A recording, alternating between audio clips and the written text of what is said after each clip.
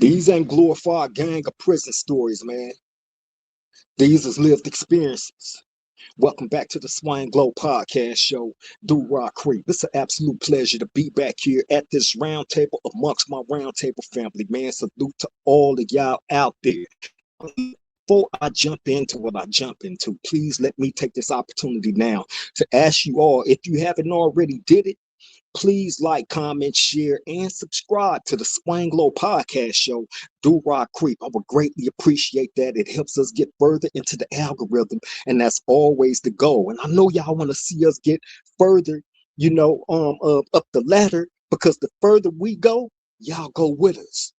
Y'all go with us, and guess what? It won't cost you nothing. It won't charge you nothing on your card or nothing, to hit that like, subscribe, jump in the chat, drop a comment, jump in the comment section, drop a comment there. I try to get to all the comments, man, because all that matter. You feel me? It's called engagement. And I always encourage participation here at this round table because we are all family. Those of y'all that has come and became part of this family already, y'all know it. You feel me? Everybody got a voice here. Everybody is respectful of the next man or woman. You feel me? So, hey, jump in the chat, engage, and I will definitely engage back with y'all. We live, man. Let's do this. You feel me? So again, like, comment, share, and subscribe to the Swanglow Podcast Show. Do Rock Creek, and make sure y'all hit the notification bell, so when we do these lives, and we drop a video, period, you'll be right there front and center. You won't miss a beat. I promise you. Okay, now look. Shout out to everybody in the chat too, man. Before I get into this, let me see real quick. Miss Golden, my beautiful woman, salute to you. I love chocolate, salute to you. G Bravado, my brethren, salute to you. Byron, what's happening with my family? I love you, man. I love you and I appreciate you. You feel me? Thank you for everything, bro. My bro G Bravado. Jackson Derry, what's happening, Brody? Hey, I appreciate all of y'all, man. Wizard, what's happening with my brethren? That's my extended family out in Australia. You feel me? I send my love to you as always, Wizard. Face the music. What's happening, Brody? Shout out to you, man. Send my love and respect as always. You feel me? Okay, now look, man. Look, I'm pretty sure. The timeline on my YouTube, has been flooded with, a certain story about a particular person who's a Crip, ended up getting locked up in the Los Angeles County Jail and allegedly was assaulted. Right now, I'm not going to speak on that situation because that situation, truthfully, in all honesty, has nothing to do with me. You feel me? However, I do want to talk to y'all about situations such as that, right? And I'm going to use a couple of examples from personal experience. And again, let me make this very clear for those of y'all that may be new to the channel, or just chiming in, trying to get some type of perspective about these type of situations, right? We don't glamorize or glorify nothing about no jail, nothing about no gang banging, nothing about no violence upon others, none of that. We don't encourage no young youth to look at any of this stuff and think that it's cool, that it's an accolade. You feel me? Because it ain't. This lifestyle is not normal. However, being that I come from that lifestyle and understand it, to a certain degree, I'm gonna say to a certain degree, and that'll make sense to y'all in a minute. But I want to use some examples, man, and y'all see what the thumbnail say, right? Right? You put your hands on another person outside of your car being the collective group of people that you are associated with. In the gang culture, it you have different cars. That's what we call the different gang sections, right? That is in prison. You have different cars, different Crip cars. The Crip car is one car, but you have different cars up under that umbrella. Okay, and as well as the Bloods, then the South Siders got their thing, the North Days, and the Whites and others, right? All these different groups have a very, very clear understanding of one thing and one thing only. If you go outside of your car and put your hands on another man in a violent way, you can almost expect, well, you better expect immediate retribution because that's what's supposed to happen, right? Now, you do have such things as one-on-one head-up fades, one-on-one situations that may take place or whatnot. However, for the most part, you don't go and initiate anything upon another man in a whole completely different car. Because guess what? That's not just going to place you in the wrong, but if your homeboys in your car choose not to take care of you for being in the wrong, then that place all y'all in the wrong. And all of y'all will suffer the same harsh penalty that the one person that originally initiated the situation will suffer. And that's a fact. Okay, now look, I'm gonna tell y'all two different scenarios from personal experience, right? And one was a situation where one of a person from my car was assaulted by another person, right? And he wasn't just assaulted, he was stabbed. This happened in prison. Now, I've talked about this situation, right? And when the situation went down, me and all my homeboys got to get we was very clear on what was gonna happen, right? Me and mine, we was very clear. The ones that was gonna ride, that was gonna get cracking, we was very clear. It wasn't no debating. Everybody on the yard, when this situation took place the very next day, really I wanted to get cracking the night that it happened, right? But that very next day, it's clear with me and the ones that got cracking what was gonna happen. Everybody else is standing around debating, you know, uh uh, you had a couple of people in the Crip car making an effort to try to communicate with the people that assaulted one of my homies, right? Now, y'all can talk about whatever it is y'all want to talk about, right? But one thing that I can tell you, right, we not gonna sit and debate and discuss nothing because it was one of ours. So there's nothing to talk about, nothing at all. And like I said, if we was able to get cracking the night that it happened, it would have happened that night. But by rights, we had to allow all our homeboys to get out to the yard, get strapped up, get prepared because it's going down. And in that moment, you find out who was who. In that moment, you find out who is who. In them situations, you have people will show their true colors. If they with the business, they gonna feel like how me and the other two homies that feel how we felt that wanted to get cracking, right? But then you have those that I swear, bro, I remember distinctly that day of, and this was some dudes that was in my car, right? Getting at these dudes, trying to hand them nods. We finna do this, we finna do that here, here, here. And dudes dropping the knife like, I'm cool. What? What? Okay, we'll deal with you when all this is over. When the smoke clear on this, we gonna get to you. I promise you. So bam.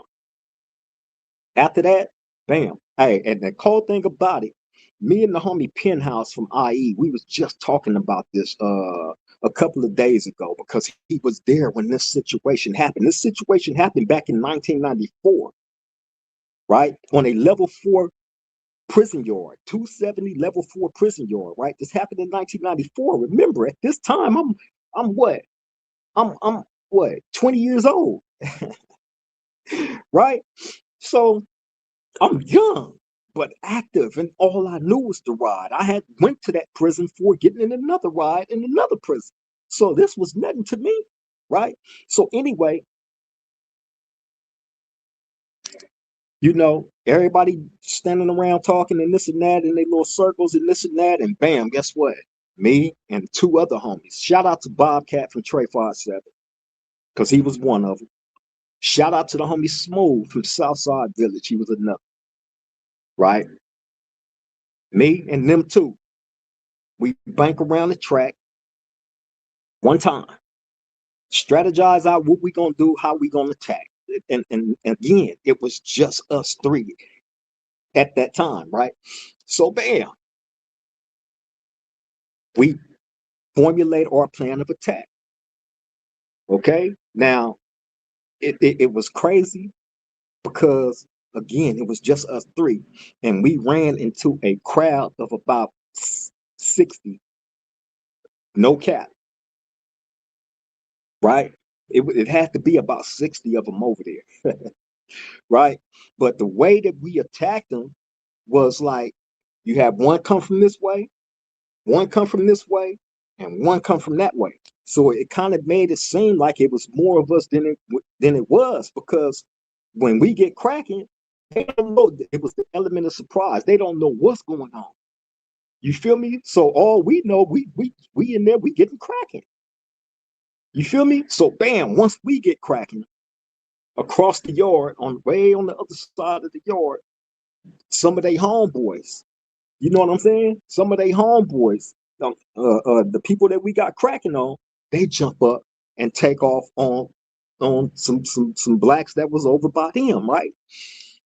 So now you hear these mini 14s shooting, right? They are shooting. They have mini 14s in prison, and during riots, they shoot them mini 14s. I've told y'all, the block gun, they gonna shoot that 3 times. The block gun is the guns that they call them the uh uh MK something, right?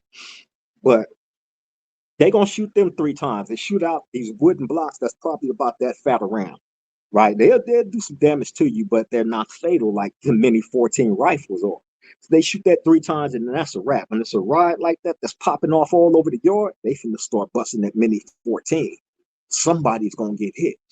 So bam, and back then in that prison when that happened, at if you looked along the walls, like over by the kitchen, right, all you see is bullet holes all along that wall.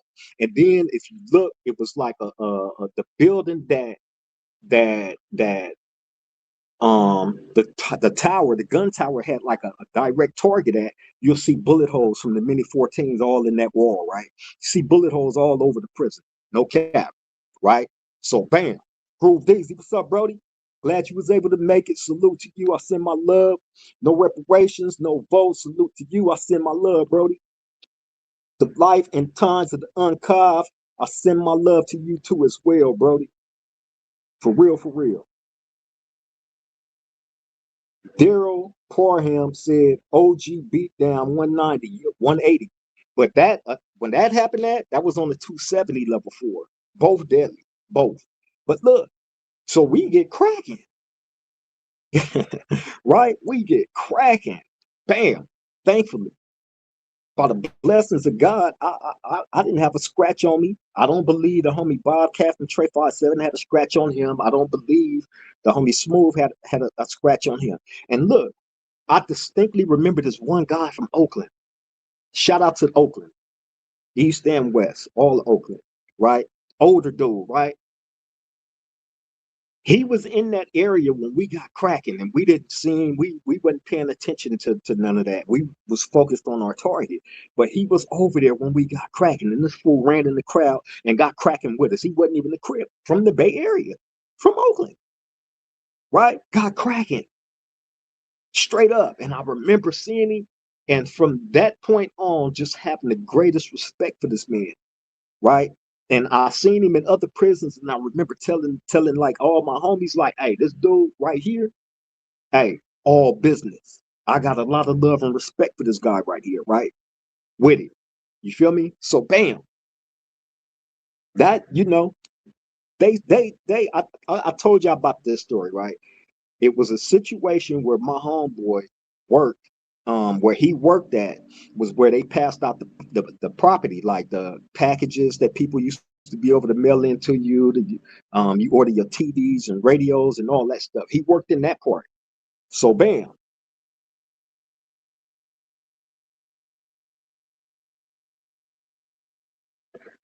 Oh, okay, okay. You from 190. All right. He said, I got a topic for you. My name is Beat Down Low from 190. All right. Shout out to the 190 East Coasters, man. Shout out to all the coasters. For real, for real. Nothing but love for y'all.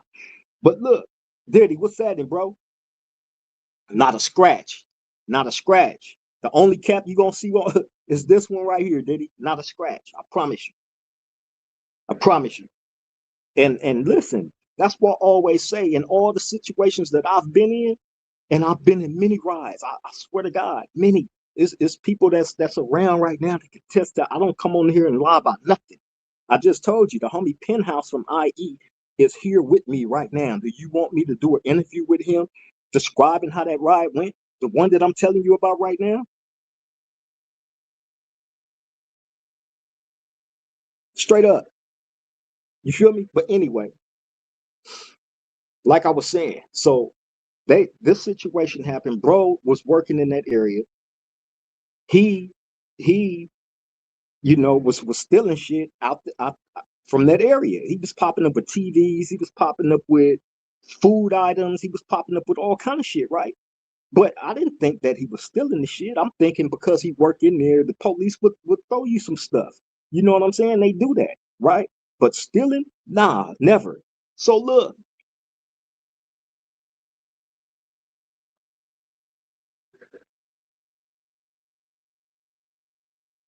oh, okay, okay, okay, okay, all right. Well, actually, I must be Bruce Leroy or something. I must be. I must be. Hey, hey, bro, look. Hey, what? Hey, did it, right?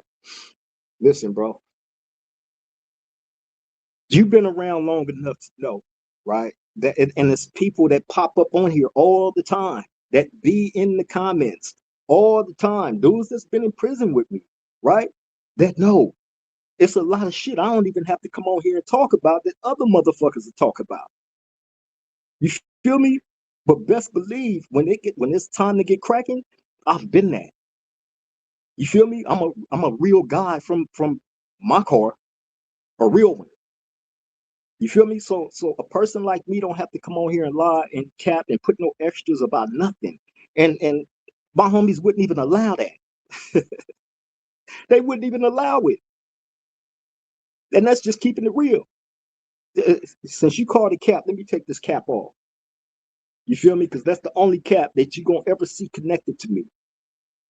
You feel me? But look, anyway, so bro is popping up with stuff all the time. I'm not thinking he's stealing shit. You know what I'm saying? But apparently he was. So bam. One of the dudes that was accusing him of stealing was a white guy. And instead of the white guy, uh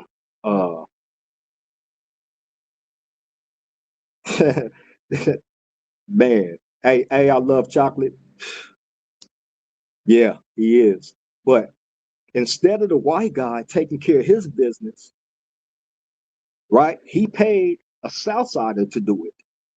And of course, the Southsider took the money and stabbed the homie, right? So bam, like, hey, when you initiate that type of aggression towards somebody, that's war, period. There's nothing to talk about. There's no discussion. You feel me? None of that. It's we getting cracking, point blank, period.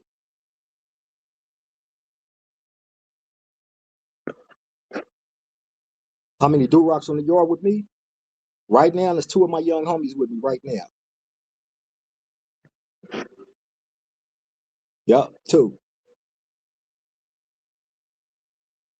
But yeah, when you initiate something like that, bro, you best to expect for immediate retribution. Period.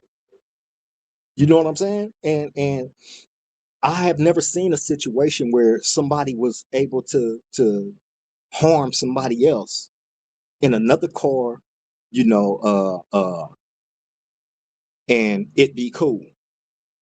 I've never seen it. You feel me? Hold on, let me cut that off. I'm still here. But now I'm finna describe to y'all another situation involving another one of my homeboys, right? But this one, and I've told y'all about this one. Now, me talking about this one, right? It actually this situation was just sparked back up 24 hours ago by one of my homeboys had mentioned somebody, right? I ain't gonna even say this full name. However, I told y'all how I feel about um PCs getting out of prison and being accepted back into the hood and like ain't no blemishes on their record, like everything is fine and dandy and cool, right? Okay, well anyway, I'm in High Desert State Prison. This situation took place probably in 2009, I believe. 2009, yeah, 2009, right? Involving one of my homeboys from my hood, right? Straight buster. Bam. Now, I've told y'all, right? When I got my homeboys on the yard with me, I like to have them, we all be in the same building. You feel me? So if something do pop off, we all going on that first wave. You feel me? We all going to the hole. We all gonna go through our shoe. You know what I'm saying? Ain't no hanging around and all that shit. Ain't none of that. Either you gonna get cracking or you gonna get your dismissal papers. Period. Right? So in this situation, right, my homeboy, or ex-homeboy, he's in a whole different building. All the rest of my core, damn near all of us, is in one building. And I'm telling this dude, I'm like, hey, bro, like, you need to get ready to move over here because you're the only one that's really outside of the building that we in. You need to make your way down here. It's, oh, yeah, yeah. But he telling me, oh, him and his celly was how cool they was, how tight they was, and this and that, right? So I'm like, all right, I'ma come though, I'ma come, you know. All right. So bam, a situation occurred where this guy, a black guy, ended up stealing something from a Southside Hispanic guy, right? They had worked in the kitchen and he stole some stuff, right? Right. So bam, it come out that not only did he steal something from this dude, but he barked on the Southsider and all that, right? The ultimate disrespect. For one, the number one thing you don't do in prison is steal, right? In which this dude did. So off the top, you're gonna suffer severely for that. But to add the extra icing on the cake, this guy barked on this dude. So bam, now the Crips is pressing the line on the people that this fool is associated with. Either y'all take care of him or we gonna take care of him, and then we gonna come take care of all the rest of y'all. Right? So bam, they slow dragging and this and that. This was supposed to be another immediate response, right? They slow drag. So bam, a couple of Crips volunteered. Actually, it was supposed to be a couple of Crips and a couple of Bloods that volunteered to get on this dude. Right? He got to go. Can't stay here. They volunteered to do this. So bam. One of the people that volunteered to do it was my ex-homeboy cellmate. Right? And his cellmate tell him, like, hey, bro, look, the situation went down with dude. You know, he got to go. I'm one of the dudes that's gonna go on the mission and knock him down and get him off the yard. So my ex-homeboy tell him, like, oh man, I'm going with you. I'm gonna go on this mission with you, right? So His celly tell him like, nah, we already got the people that's gonna go. Don't even trip. You ain't gotta get in it, bro. No, you my celly. I got to. You been showing me nothing but love and this and that and blah, blah, blah, right? So bam, bro, like, all right, right? So now it's locked in stone. You got to get cracking. When it go down, you got to get cracking. Mind you, we in a whole completely different building. We don't know what's being said back and forth between him and nobody else and who was going to do what. We don't know nothing, right? So bam, the night come when it's time for them to get this dude. Now, to that guy's credit, to his credit, right? When that time came, he came out ready. Not only did he come out ready, the supposed victim, he came out strapped down with a big old knife, right? And I guess he peeped the play. As soon as he tried to walk in the day, he peeped this shit. Immediately go for his weapon, right? And as soon as dudes tried to approach him, he stabbed one of the blood dudes that was going on the mission, stabbed him right in his neck. Bow! Right in his neck. My ex-homeboy is standing there when this happened. When he see that happen, this nigga turned into Hussein Bolt and run across the day room. All the Crips and Bloods that was right there, they get cracked. They get on this dude's head. After he stabbed the blood, the other Crips and Bloods right there, they demolish this dude, right? In the meantime, my ex-homeboy ran and left them dudes for dead, like the buster that he is, right? So bam. But being that he was in the area where where the incident happened at, how the police do it, they come in and whoever is in the immediate area, they finna check you. They gonna strip search everybody, see who all got injuries on them, and if you got a knife and this and that, right? If you got blood on you and all that, if you got any of that shit, if you in that area, they finna handcuff you up, and 9 times out of 10, you finna go to the hole as one of the suspects. This what ended up happening to my ex-homie, right? He was still in that area, but he had ran. And they handcuff him up, take him to the hole with everybody else. Right? So bam. We down in another building. We hear about this. It went down, right? The Crips and Bloods smashed this dude and this and that and boom, wham, right? Then we find out the names of the people that were supposed to have been involved.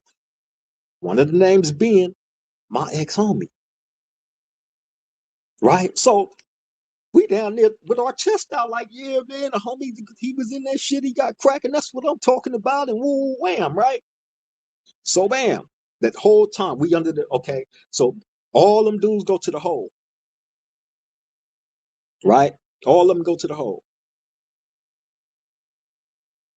You feel me? So bam. Now, all they in the hole for like 4 or 5 months, right? 4 or 5 months. This whole time we under the impression that my ex-homie had got cracking. You feel me? So bam.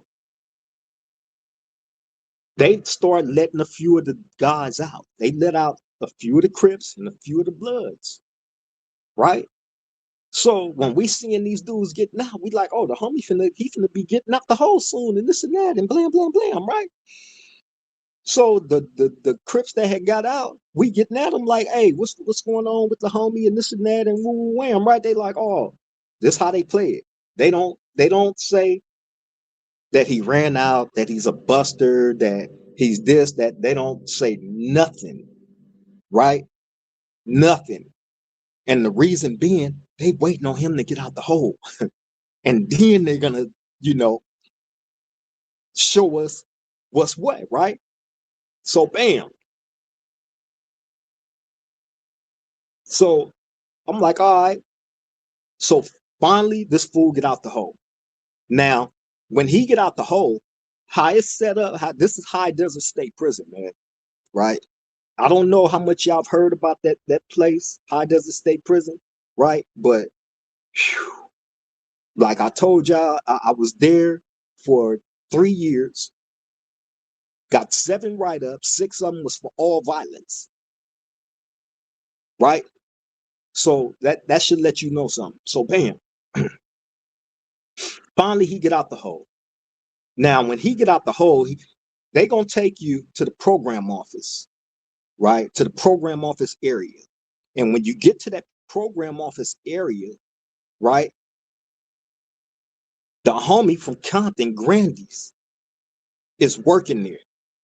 So anybody that's coming, whether you coming out the hole or off the bus, a new arrival or anything, he gonna know he's gonna come back to the yard and let all of us know, right? So bam, when this fool get out, the homie trying to holler at him because he know he trying to play the tough guy role and all this and that, right? So bam, at this time, me and J Mac from Grape Street was sellers. You feel me?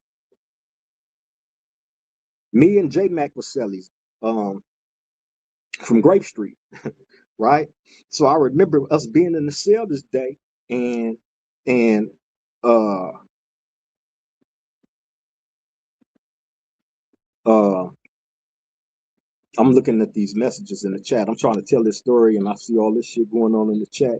Hey man, look, let me say this. If anybody jump in the chat with any disrespect of any kind, I don't give a fuck who it is, moderators, get them the fuck up out of here. Period. You know what I'm saying? Period. Get them out. But anyway, J Mac like, hey, he like, this look like your homeboy sitting down here at the table in the day room, right? I'm like, who? He like, he say this fool name, right? So I'm like, huh? So I jump out my bed, I go to the door and I look, and sure enough, it's him sitting down at the table. And then he know that I'm in that building because the homie from Compton Grandy's told him this. Hey, Creep is over here in the cell with J Mac from Grape and this and that. You going to that building and this and that. He knew all this, right? So bam, I call him. Hey, whoop de whoop, right? So he look up there at me, right? This is not a warm embrace from this guy, or you know what I'm saying? He was immediately standoffish, right? And weird. So I'm like, man, what's up? So bam. He like, I'm like, man, come here, come up here, right? So bam, finally he come upstairs, right? I'm like, man, what's up, cuz? He like, what's up, homie? I'm like, what's going on? What's happening? Right? Oh man, shit, same game, might have to fuck one of these niggas up. I'm like, huh? Now that threw me off because for one, you just getting out the hole. You're just getting out. Yeah, he knew it was over. You're just getting out the hole, right?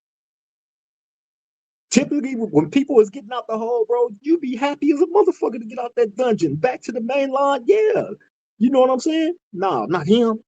Because like G Bravado say, I mean, like no reparations, no votes say, he knew it was over, right? So bam, look how this play out. So I'm like, man, chill out, bro. You know what I'm saying? You ain't got to be on that. Chill out. He like, man, who I'm going in the cell? Who down here in the cell? So I tell him, right? He like, man, am I gonna have to go in there and F him up? I'm like, huh? I'm like, bro, chill, bro. Chill. Right? So bam, G Bravado say he ready to go back. Absolutely. So look, finally he going to cell. He's acting strange as a motherfucker the whole time. He's back now though, right? And before what ended up happening to him happened, he was there probably for probably like a couple of weeks, right? It took a couple of weeks.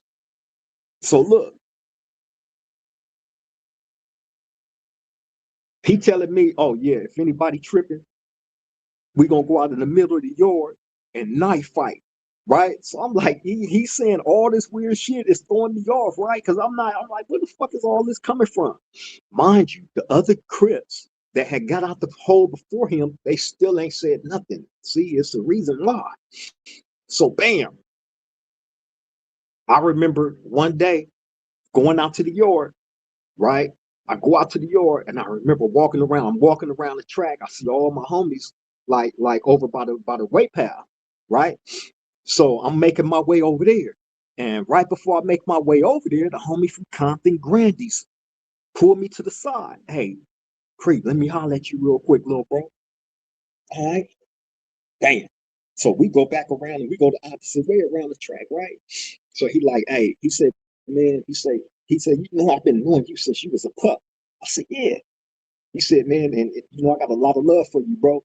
He said, now look, he said, I want to bring something to your attention because I don't know if your homeboy been keeping it real with y'all or not. You know what I'm saying? He said, but I want to show you something. I said, all right. So bam, he pulled his wallet out. And in his wallet, he got a folded up kite, right? A kite is what we call in prison, like it's like a short note. It's like a note. You know what I'm saying? So he got that. He pulled it out. He like, here, read this. So bam, as I'm opening it up, I'm looking at the handwriting on it. I'm like, this look like my ex-homie's writing. I know his handwriting, right? I swear to God, I have letters in here from that guy right now. Old letters from way back then, shit he used to send me, right? I got them in here right now, right? I know his handwriting anywhere. He has a distinctive, weirdo way of writing. So bam, as I open it up, I'm like, this is him. This is him all day. So I'm reading this kite. This dude is in there copping pleas, right? G Bravado say read one. I have to search through this stuff. Hey, maybe on the next time at the round table. Oh man, that shit is buried in a lot of stuff, bro. I got him in here. I promise you. I don't lie, and I promise you, I'll present the letters because he's a buster anyway. You feel me? But look, as I'm reading this letter, he's telling his ex Shelly, right, that he had promised that he was going to go on that mission with. Oh man, I know I dropped the ball on you. I effed up. I effed up. Please forgive me. Nah, it wasn't no hints of none of this in the letters, bro.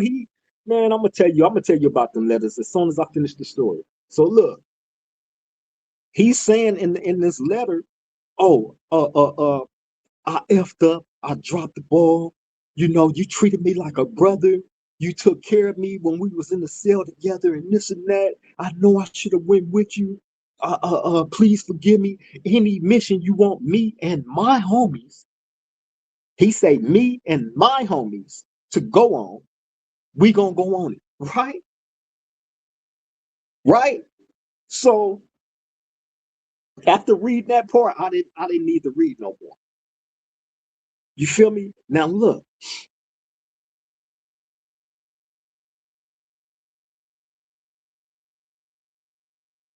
all my homies that was out there that day, yeah, he volunteered, yeah, bro.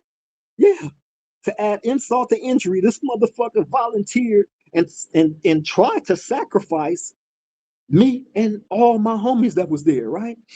So bam.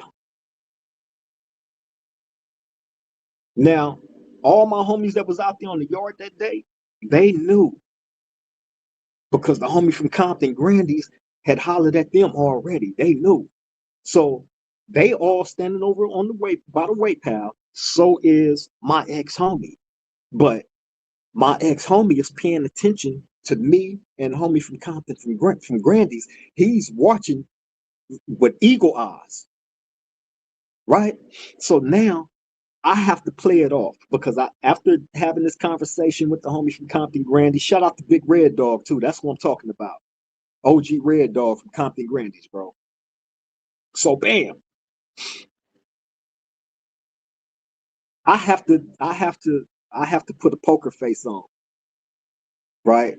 Because I don't want him to know that any of this has been told to me. Because nah, you out of here. You ain't no way you finna be on this yard with me and exist, and you a buster. You didn't even go on the mission. You ran out. And on top of that, this whole time we was thinking that you got cracking, and on top of that, you get out with all this rah-rah, and then you writing, you copping pleas in a fucking kite and volunteering us to go on the mission, right? So bam, I had to play, I had to put a poker face on, in which I did. So when I finished hollering at the homie from Grandy's, I make my way over there. First person to say anything to me was him. Stand over there, he like, what that nigga was talking about. Right? So I threw him off with some bullshit. So bam. Now I'm sitting there. It's all kind of explosives and bombs and grenades and all kind of shit that's going off in my head. I am hot. I'm so hot. When I get mad, I start to sweat. You know what I'm saying? I just for some reason I don't know why. Like the top of my head start sweating. The palms of my hands start sweating. Right when I get mad like that, it's all bad. But I'm holding now. I'm holding my composure, and I got this piece of shit standing right next to me. Right. So bam.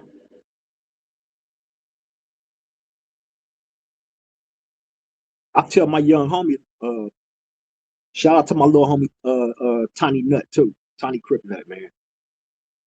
I tell him, I said, hey, I said, bro, out of here on the next thing smoking, you know. So bam, he like, all right. I said, this is what's gonna have to happen though, right?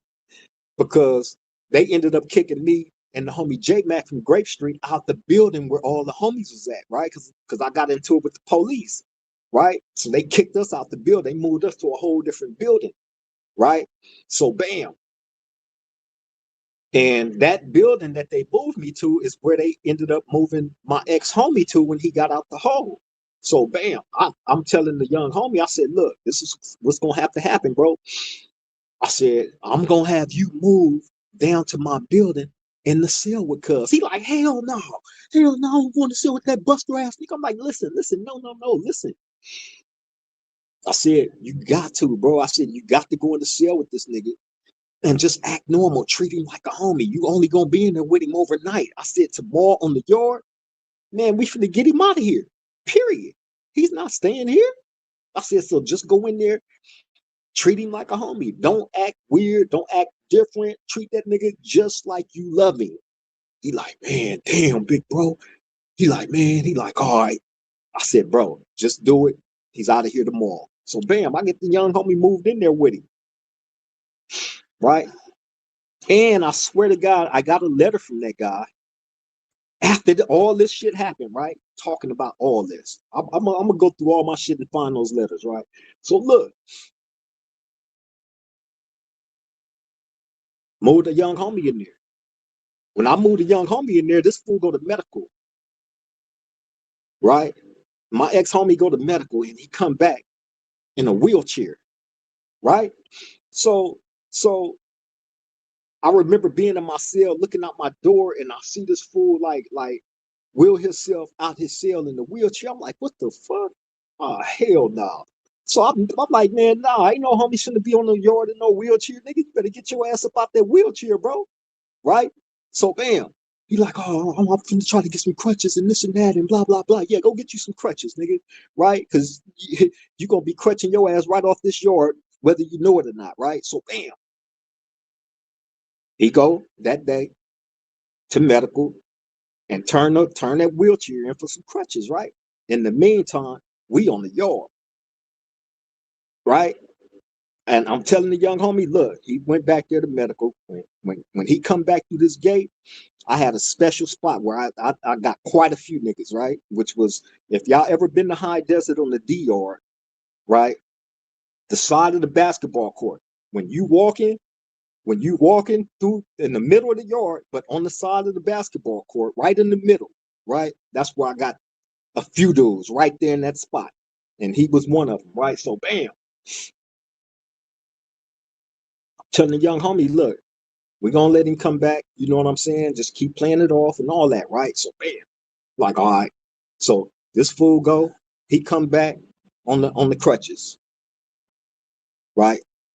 So bam, I know it's all cap. You know, this he ain't got no injuries and none of that. So bam, we on the weight pal. He jump up on the pull up bars. He's doing pull ups, right, with a supposed messed up leg. So I'm while he up there doing pull ups, I'm telling the young homie, I said, look, I said when he finished doing this set, I'm gonna say I got to use the bathroom. We're gonna walk over to the bathroom, and on our way back, when we get to that spot, down goes Frazier. So the homie's like, all right, bam. So while he working out, he talking shit too. So bam, right?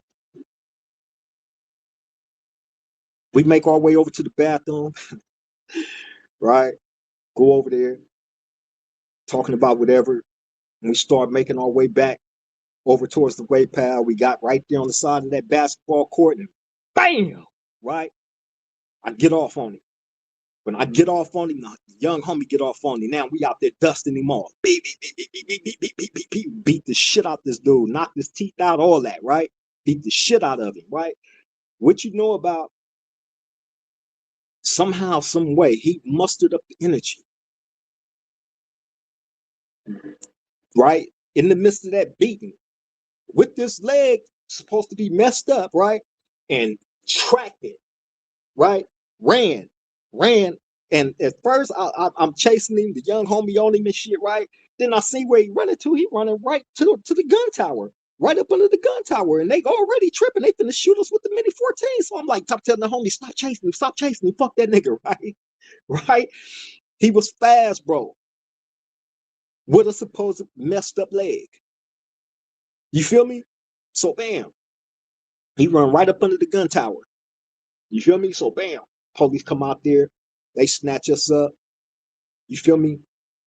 And I remember them specifically tripping on me. They was like, hey, they said, wasn't you and this guy that just got beat up just in here a week ago for beating up another guy?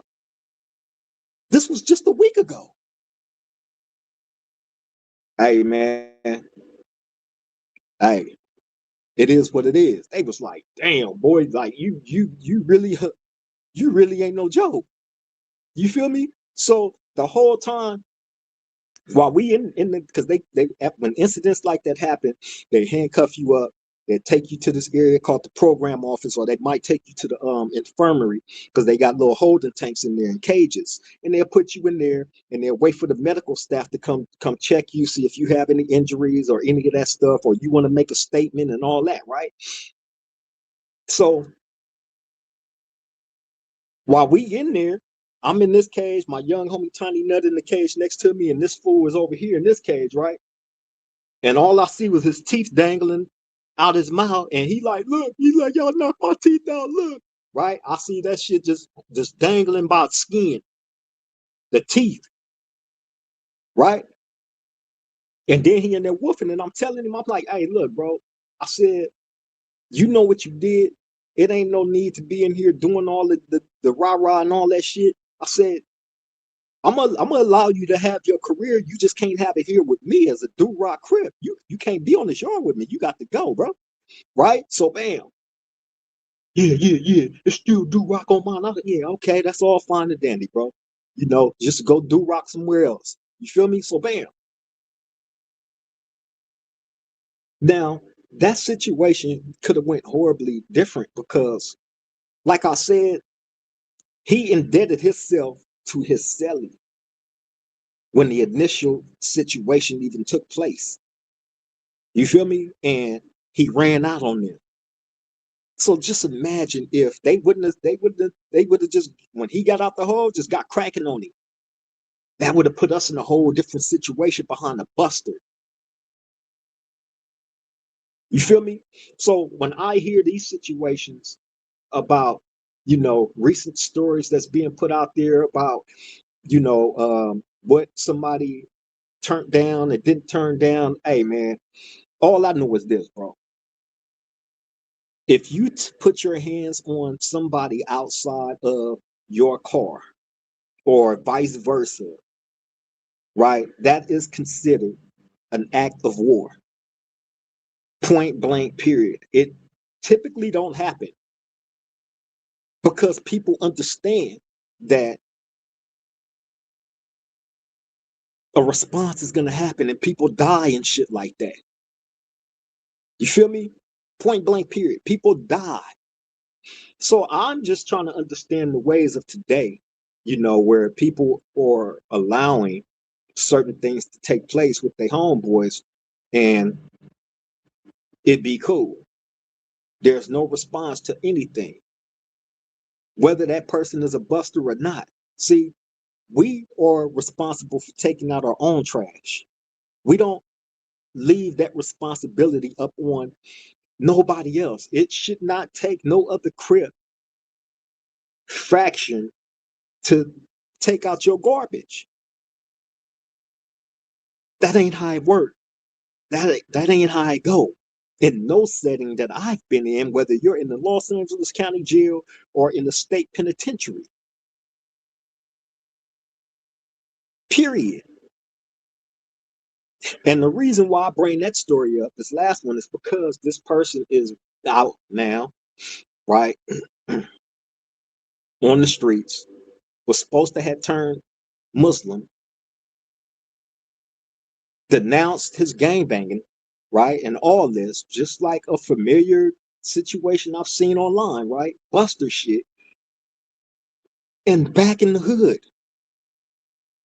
Now, after we got this dude in High Desert State Prison, he went somewhere else and then PC'd up. He paroled off a PC yard, off a protective custody yard. So when I hear about this person being in certain photographs with supposed stand-up gang members and supposed respectable guys, right? It goes all the way back to the thing where I first said, are these people really accepted back into their communities after paroling from a PC yard? And motherfuckers is allowing it. That's nasty work.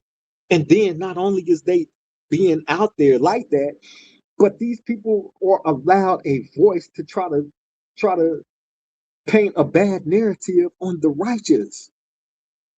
No, listen, you was a buster. You got knocked down for being a buster. You ran out. You gave your word to some Crips and you did not stand up to what you put out there. You are a buster. Point blank, period. Then you went PC. Not only did this dude go PC, but he wrote a fucking kite, a snitch kite, gave it to the police and had the police give it to me. After reading it, of course. They're not finna pass no shit like that. You know what I'm saying? For no inmate and not read it. They actually read that shit and gave it to me. And man, I look, I have the letter in here. I swear to God, I'm gonna go through my shit, man. I'm gonna go through my stuff because I don't like for people to jump in my fucking chat and say that I'm cap about anything. You know what I'm saying? And like I've always said from the beginning, and I will continue to say that, right? Any and everything that I present to this round table, I have receipts for it all. I don't come to this round table preaching falsehoods. All this shit is spoken about for a reason. It's to help people understand what really happens on a level 4 general population yard and during my times in the Los Angeles County Jail, right? I don't know what's going on down there in the Los Angeles County Jail. Now, I ain't been down there in damn near 30 years. So I don't know. I hear about shit just like y'all, but I know what the rules of the game is. And a lot of the stuff that goes on down there in those county jails catches up to them dudes when they get to the prison. Believe that. Even your own decision making, even if you are part of a situation where something happened to one of your homeboys and y'all don't respond, that follows you. That's gonna stick to you like a leather jacket. And you're gonna have to answer to that. Ain't nobody bigger than the program. Best believe if you're doing some foul shit, whether it's down there or if it's in a different prison, it's going to follow you. Your decision making has to be accurate. Your responses to shit, it has to be accurate. Because best believe everything follows you. So if you're in the wrong about anything, I can promise you, you're gonna be brought up on charges for it. Period. We go to some of these comments real quick.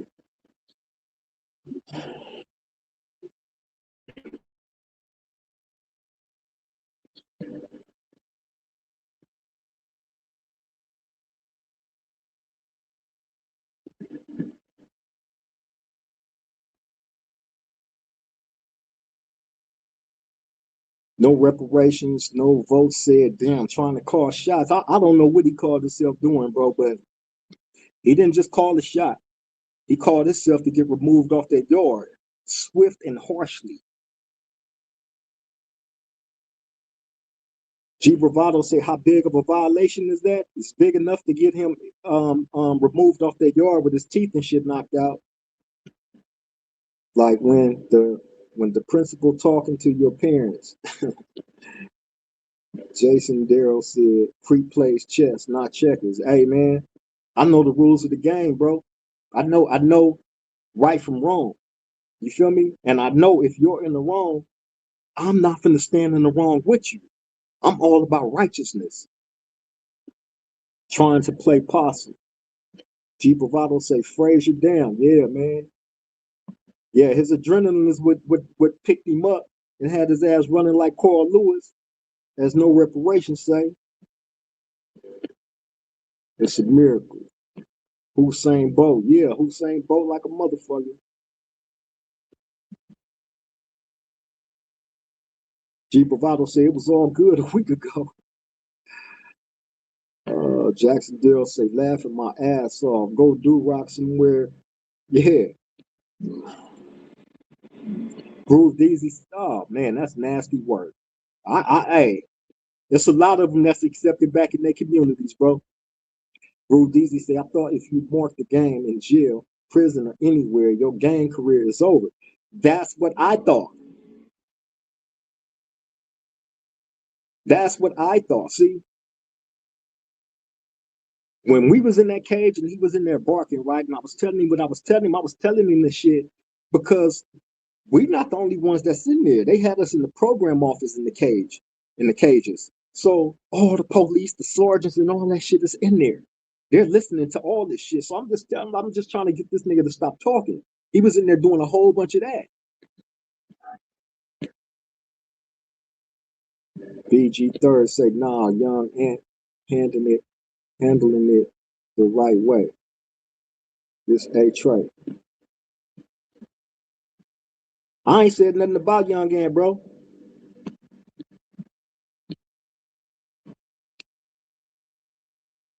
Groove Easy say, if you was on a 50-50 and didn't get cracking within 24 hours, you a mark that accepts being around chomos and rats. That's an absolute fact. It's these young guys, bro. Guys under 45. Yeah. And that's what I'm saying. I don't get it. I don't understand what, I thought the rules was like universal, whether you're in the Los Angeles County Jail or in prison. You feel me? And to BG Third from A Trey, hey bro, I'm not speaking on bro. I don't know what he's down there doing. You feel me? I'm just saying if a situation occurred with anybody, it's this is a universal thing. I don't know no gangsters that would allow anything to happen to one of theirs without a response. Neighborhoods, Hoovers, Bloods, Pyrus. I don't. Hey, I know one way of things going, bro. You feel me? I'm at the age of knowing right from wrong. I think I've been around long enough and been around enough real ones to know right from wrong. I know how if let's just say I decided to go outside my cell and get off on somebody right now outside my car. What you think is gonna happen to me? Do you think that that will be accepted by that person in his car? Or do you think people gonna sit around and politic that shit back and forth and then just let it go?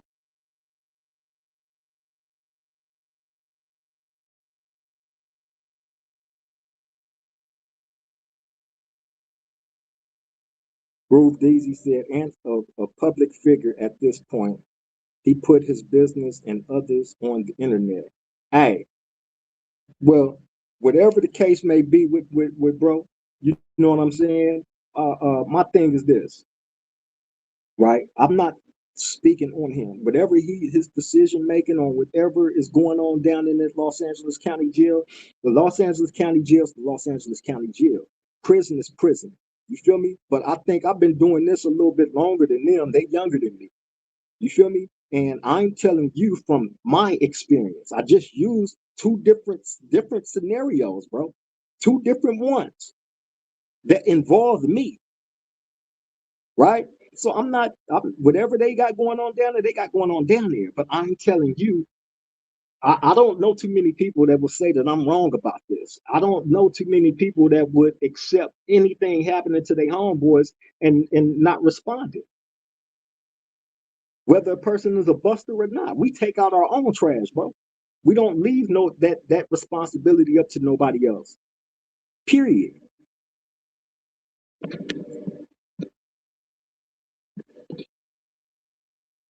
Prove Easy say things changing in their jails.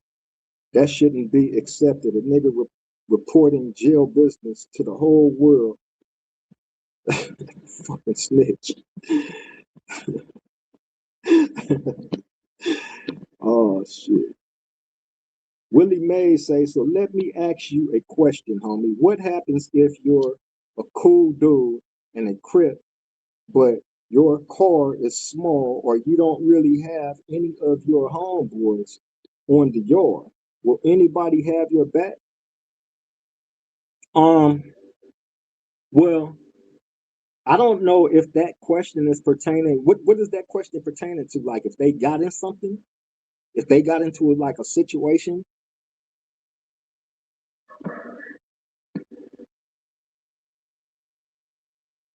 Groove Easy say, you right, Creep. Same thing Chinaman said. Yeah, man. Hey, bro. I only know one way to do things, bro. And seeing we get crucified for that. We actually get crucified for knowing the right shit to do and staying away from the wrong shit. Why you think I'm on the main line? If I was like them, I would be over there on the 50-50 PC yard if I didn't believe in the things that I believed in that was instilled into me at a young age to help me survive walking these prison yards, right? Even when I was in the Los Angeles County Jail, your decision making has to be A1 because I can promise you it's gonna, whatever you do, whether it's down there or up here, it's gonna catch up to you. It always do.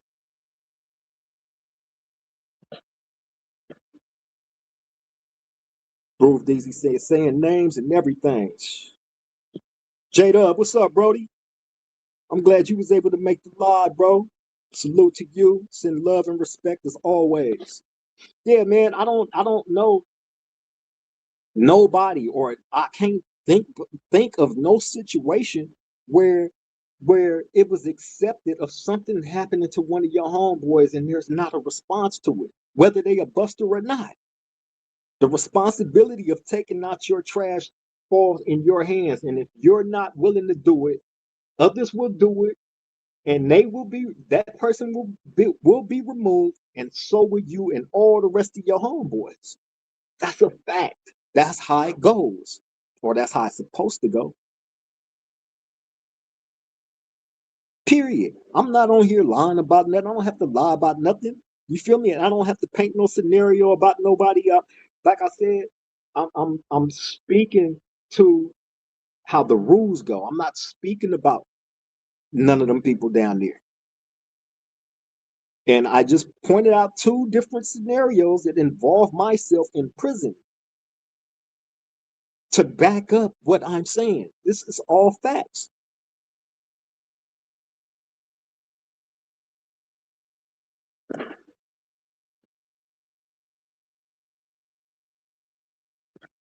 Yeah, hey, Groove Daisy, and that's another thing, right? With with you know, when you do stuff like that in jail, when you stab somebody or you jump them and they it's a great bodily injury, that's a new case. They're gonna charge you. I've told y'all, hold on, let me cut this camera off. I've told y'all when I was down there in the LA County jail, they tried to charge me with all kind of different shit on cases that I caught down there. They're gonna read you your rights and everything, bro. You're gonna be going back to court for those new cases and all that, bro. You feel me? And they're gonna investigate that situation just like they would investigate any other crime. Because that's what they consider a crime.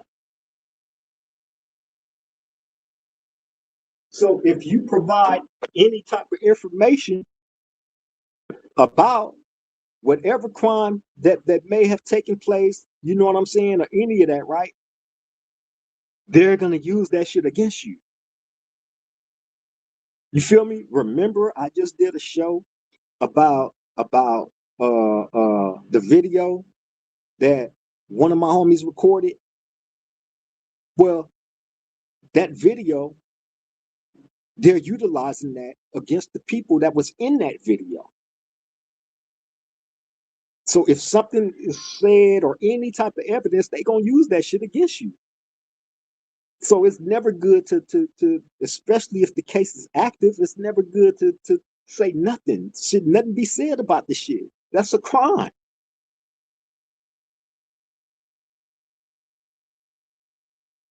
You feel me?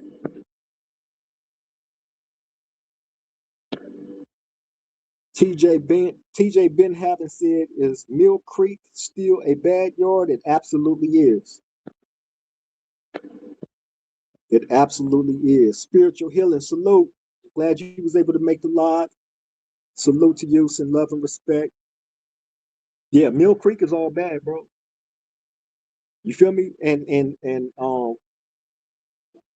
if y'all went and watched the video that I did to TJ been having, if you go watch the video that I did about the guy X-rated, right? He talked about Mill Creek being there when they changed that prison over to PC, right? I guess that's where he officially went PC.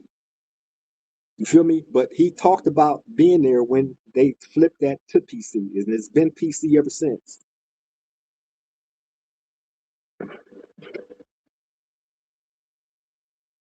Big Mike, salute, salute. Yeah, man. Hey, the lower level yards is probably three, maybe four level 3 yards out of the 20 something prisons that's in California, right? It's only probably three or four that's still good. All the rest, all bad.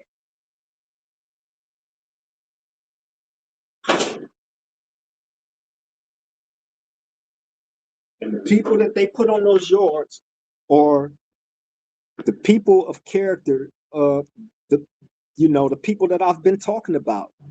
Just like Big Mike said, the pedos, you know what I'm saying? The dropouts, the snitches, rats, you know, sexual offenders, you know what I'm saying? All that is on those yards. Homos, all on those yards, bro.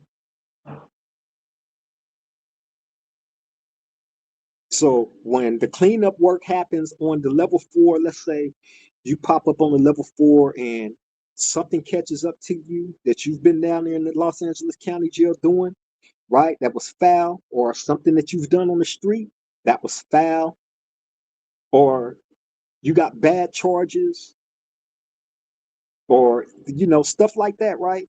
When you do hit the penitentiary, I'm gonna say level 4, when the level 3s was still the level 3s. Look, don't get it fucked up. Them level 3s used to crack. Them level 3s did used to crack, so don't get it fucked up, right? But over time, they've changed those level 3s. Level 3s are not the same no more. You feel me? The level 3s Like I said, it's probably 3 or 4 at the most out of all 20 prisons that's in California, 3 or 4 at the most that's still considered to be good, knows it's gonna go bad eventually, right? But they not trying that shit on no level 4 yards, on no 270 or no 180. If they try to bring any of those dudes to one of those yards, I can promise you, I can promise you, they will be either airlifted off the yard or carried out in an ambulance, straight up. And that's just keeping it real with you. Any of them. And look, people say, oh, they want these young dudes to go, and they only got like a year. They got caught with a gun, and they want them to go and stab somebody and get off on somebody, just to get off those yards and catch some more time. I'll describe to y'all, bro. You get time back. You can get time back. You put in a paper called restoration for credits, and you'll get your time. Whatever time you lose, you can get that shit back with clean time. Don't be fooled by these bullshit ass PC dudes that's jumping all over the fucking internet. I get tired of seeing these dudes. And then I got to hear about one active one that used to be from my hood and is accepted back. That's bad business. Bad business. Which is why I don't talk to nobody. I stay in my little bubble because I don't know who's friends with who. I don't know who is rubbing shoulders with who. It's a lot of police activity. Dudes got bad charges on their names. So I stay away from all. I mean, I'm not doing nothing illegal anyway, but at the same time, I'm not associating myself with none of them kind. Period. I don't care. Jackson Darrell said, damn, Creek, California seems like it's turning into a PC colony. Damn. Well, yeah, yeah, in some instances, but don't get it twisted, right? See, this is the thing, bro. You still have some real dudes that's out there, right? But you gotta remember, and I'm not making no excuses for no nothing or nobody, because I'm not with none of that. Regardless, right?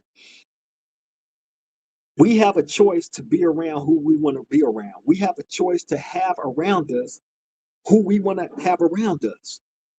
We got a choice to place ourselves in situations with people, right? Somebody told me in conversation, oh, we having a casual conversation, and they told me, oh yeah, I do business with this person. Ooh, as soon as I heard this person's name, I ain't talked to him since. Period.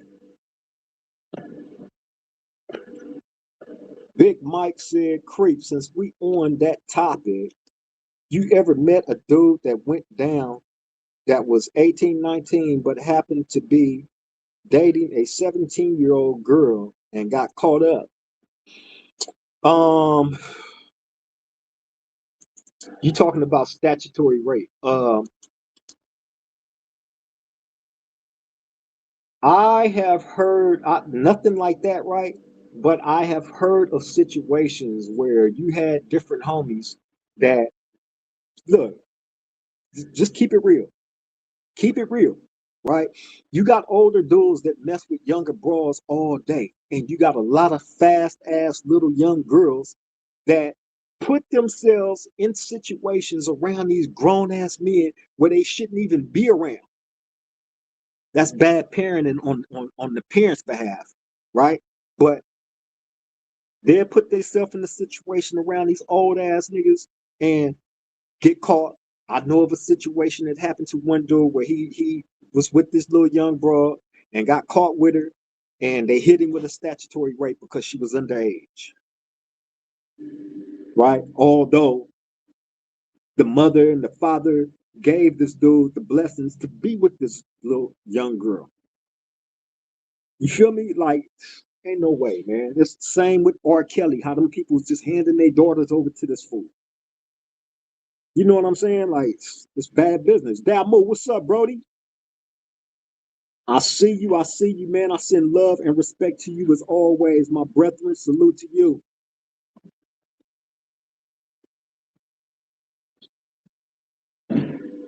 Yeah, man. But You know, Brew Deezy said, man, to keep it real, there's some OG homies with bad cases from every set.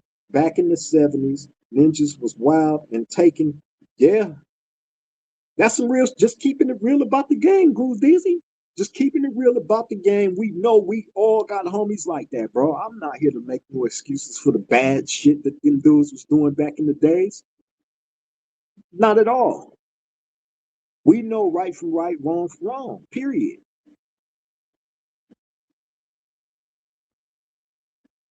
Big Mike say, do people go PC from that or what happens? Um, the one guy that I knew that had that statutory, he didn't go PC. He didn't go PC. Because the paperwork was out there. Dudes read through it. Oh, Jake Brown, what's up, bro? Man, I send my love and respect to you as always, my bro. My bad, my apologies. I got love for you, respect as always, bro. Salute to you, Jake. Big homie right there. But yeah, man, those people read through his paperwork and all that, so people pretty much understood the situation. So he didn't go PC. You feel me? And again, just like the homie Groove Deezy said, you got a lot of old dudes that do have bad charges that was messing with underage girls. Um, and it was accepted to a certain degree as far as them messing with underage girls. I seen that shit a lot, man. I ain't gonna even lie. I used to see, I ain't gonna name no names of shit. Man, I remember being like 14 and being at these little house parties and shit. And old ass niggas, older homies will pop up in they lowriders and man, crazy work. I've seen it. You feel me? I've seen it. I've seen young girls that I went to school with, junior high school with, end up pregnant. You feel me? And after school, you'll see the old nigga sitting in front of the fucking junior high in his lowrider, picking her up. I swear to God. So I've seen it. Do it make it right? No, I don't make it right. Not at all. Not at all. I'm not here to make no excuses for nobody. It's just being fucked up qualities about the game. But yet and still, we get in it, right? We get in that game knowing that it's fucked up qualities about it. All of us have. Bro, Daisy say, I've seen it too.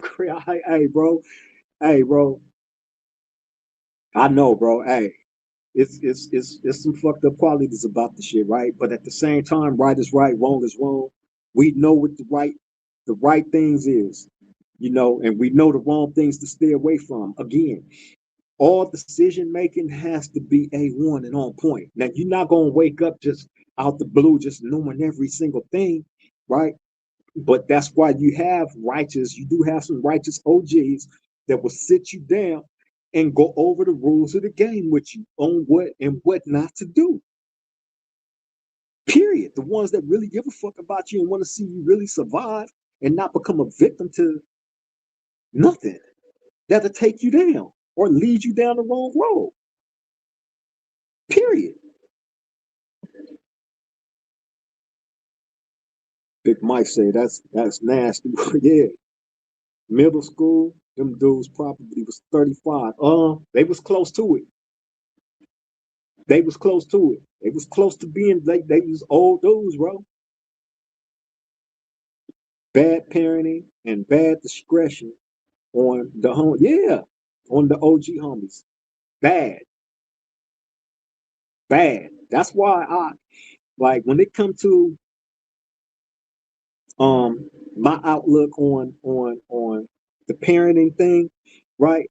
You have to be hands on with your kids, man. You don't want them to fall into the hands of these predators because you do got some predators out there. And unfortunately, we have predators within the gang culture. And that's just a fact. But there's predators in every culture, not just the gang culture, every culture. So you have to be hands on with your kids as much as you possibly can, no matter how much it make them mad. At the end of the day, you have to keep reminding yourself that you the parent. And these kids ain't gonna always know everything. To hell if they agree with everything that you're trying to instill in them or not. You're the parent at the end of the day. You should be teaching them. It's not the other way around. Them showing you the ropes of life. Hell no. They don't know nothing. Their brains ain't even developed yet. Jackson Darrell say, I got a homeboy who was 44 and she was 14. Got 2 kids by her. He never did time for it, but nobody's saying nothing. Yeah, he's a cold, nasty, disgusting 44 and she was 14.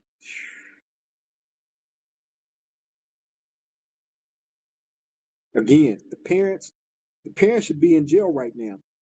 Feel me? And I'm talking about for doing something to him, doing something to the 44-year-old, right? It shouldn't even make it to the streets. The dudes in the streets shouldn't even have a chance to get to you. If you have stand-up parents, you know, that supposed to love their kids and protect them, they should be in jail right now, bro, for knocking that dude down. That's nasty work, bro.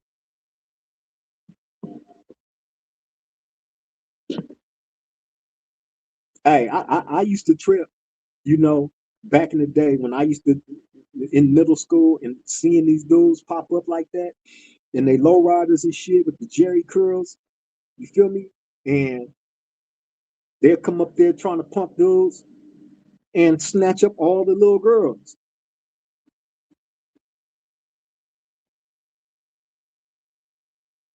Tie up next said, I'm gonna be honest, since we in that topic, let me know what you think. Go ahead.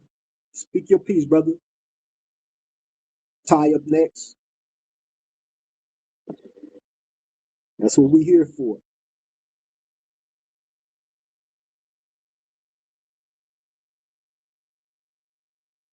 And again, let me reiterate this. We're not making excuses for anything. Tie up next say, okay, I'm 26. I met my girlfriend now when I was 18. She was 16. And we've been together since. Is that nasty in your eyes? Nah, y'all in the same age bracket. We met in high school. Nah, y'all in the same age bracket. That's nah. 18 to 16, y'all in the same age bracket. Although technically, because I was always told in my household when you turn 18, you grown. my mom's was playing. When you turn 18, you grown, you spending for yourself, you know. But 18 to 16, y'all in the same age bracket technically. So I don't look at that as being as bad as the 44 and the 14-year old. I don't look at that as being bad as the old niggas that used to pull up in their lowriders to our school because they was at that time they was probably in their late 20s. You feel me? And you know these girls that they was picking up was 13, 14 years old. And that's bad. But 18, 16, y'all in the same age bracket.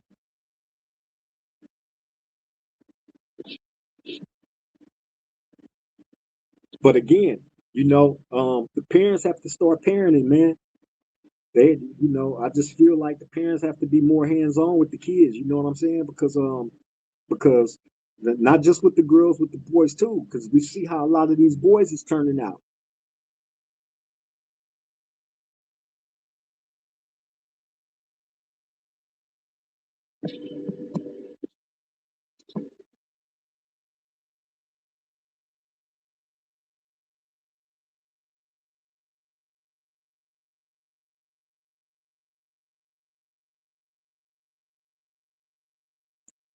Ty up next say, I pray to God you get out. You're a great person. I show my son your content. When he mess up, he fall in line. Hey man, hey, salute to you, bro. I appreciate that. That's what it's for, bro. That's what it's for. Just let them know this. You always want the best for them.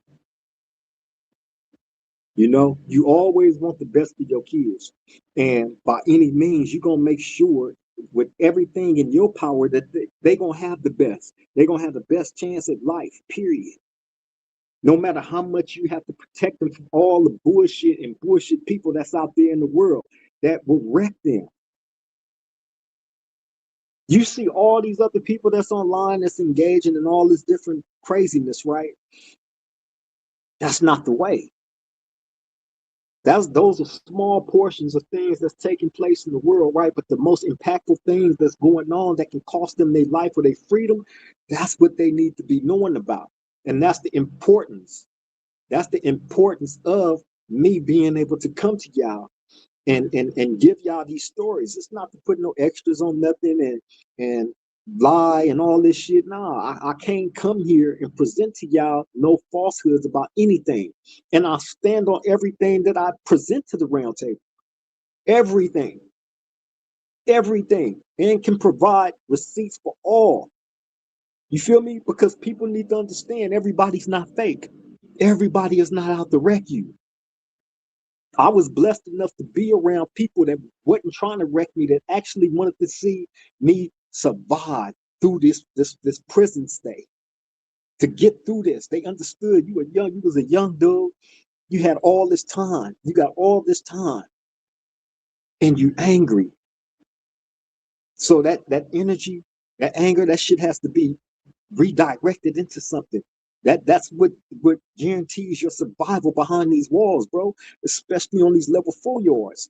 You got to be smart. You got to be a thinker every day. You can't never turn your thinking cap off. Never. You have to think. You have to be smart.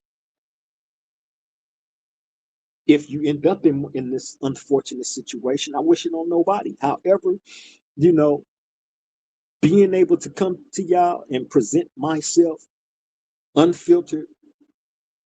This is me unfiltered. I'm here on my real name, my real street name. I'm on the general population yard. I'm very, very accessible being on a general population level 4 yard. You feel me? So there's no way that I can come on here and lie to y'all about anything. So that's why when I come here, I tell y'all,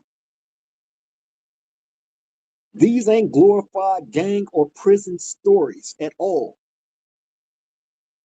These are situations that I lived through, that I survived. 31 years, I survived. I consider myself a survivor of this entrapment up until this point. And I plan to continue to survive. And I want to help my homeboys that's around me survive this shit and get out in one piece and get out and be productive in their life and in their family life. That's what it's all about. I can easily come on here and, man, hey, with all the negative shit that's going on, I can come on here. I can bring my most gang banged out homeboys on here, right? And that's a whole different show. But that ain't what we on here. Because I'm not on no gang banged out shit. You feel me? If I was still on that gang banged out shit, there's no way that I would be embracing of half of the people that's here.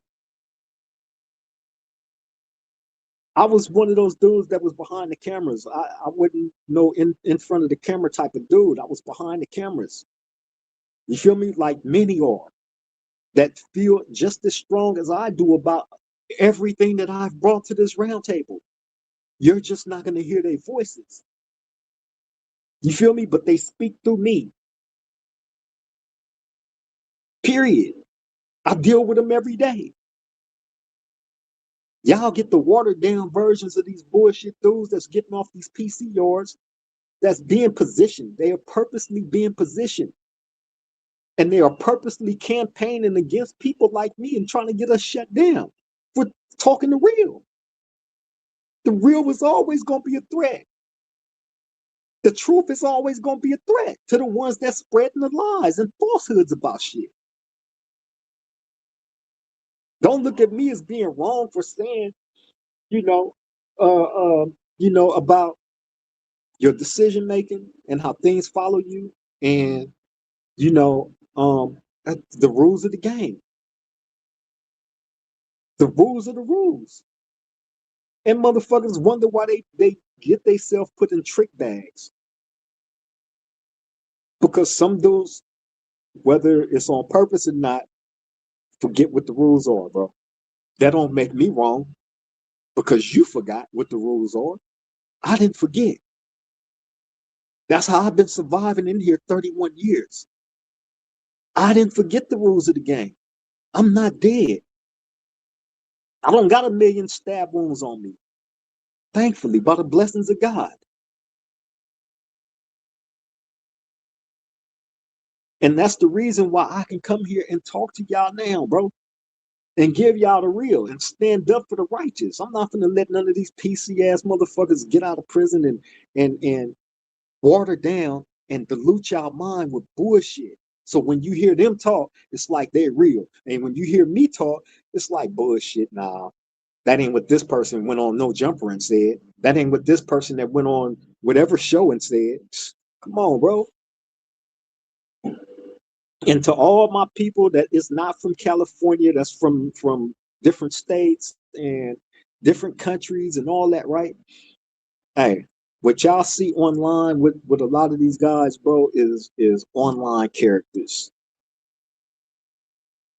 That is not how all of California is.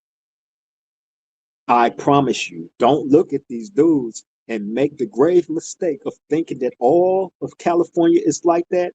And it's just PC infested, because it is some stand-up dudes that's still around, that's out there, that will get cracking in a heartbeat.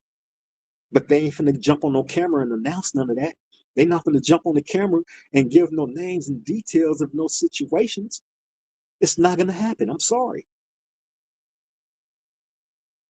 That's people that's doing that, they trying to get a conviction or get themselves convicted by doing too much of this. You do too much of this, what you expect to happen? And I'm almost positive that ain't just happening in California. I believe that type of shit is happening all over the world in the gangland, gang cultures. So don't just put all that on California just because you got uh uh quite a few dudes from California that have podcast shows, and that's going on these podcast shows, and with faulty records and bad charges on their names, connected to bad things. Their names is connected to bad things. Their names is connected to bad peoples, cops, police, undercovers, government informants. These dudes is bold as a motherfucker now. They are jumping behind the camera saying they are going to call the police on you. They're going to charge you with this and tell the police that. This is how fucked up the game is now. When you have dudes that's bold enough, that's in the open. Snitches used to be like little rats. They'd scurry around in the dark in the crevices and shit. Now, this day and age, I've never seen nothing like it. It's absolutely crazy to me. It's absolutely crazy to me. So my understanding of what the games and the rules of this game is exactly as I explained it, by utilizing some situations that involve myself and some of my homies.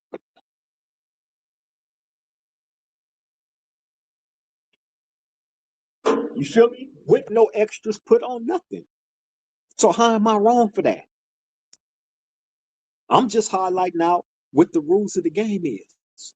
And I'm not pointing no fingers at, oh, this person is wrong because he said this and did that. Oh, this person is wrong because he said this and did that. I'm utilizing situations that I was involved in to explain to y'all what the rules of the game is. It has nothing to do with this person or that person. And think about this. You out there in your hood. Let's just say you from I'm just gonna come off the brain, right? Let's just say you from uh Venezuela, right? Now, whoever Venezuelans enemies are, they go over to Venezuelan hood, knock down one of their homeboys. And y'all know who did it. What's gonna happen? Can somebody please jump in the chat and answer that question for me? What's gonna happen if one of the Venezuelans ops come through their hood and knock down one of their homeboys? Is that gonna be accepted? Or is there gonna be retribution for that? It's the same thing in jail. Same situation. It's not gonna be accepted. Period. And that's all I'm trying to point out to y'all, bro. That has nothing to do with nobody. So please don't be offended. Because I ain't say nobody's name.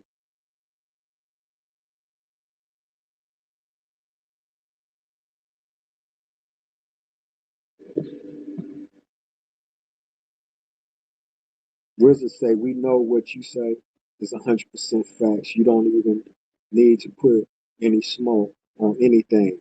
For real, Wizard?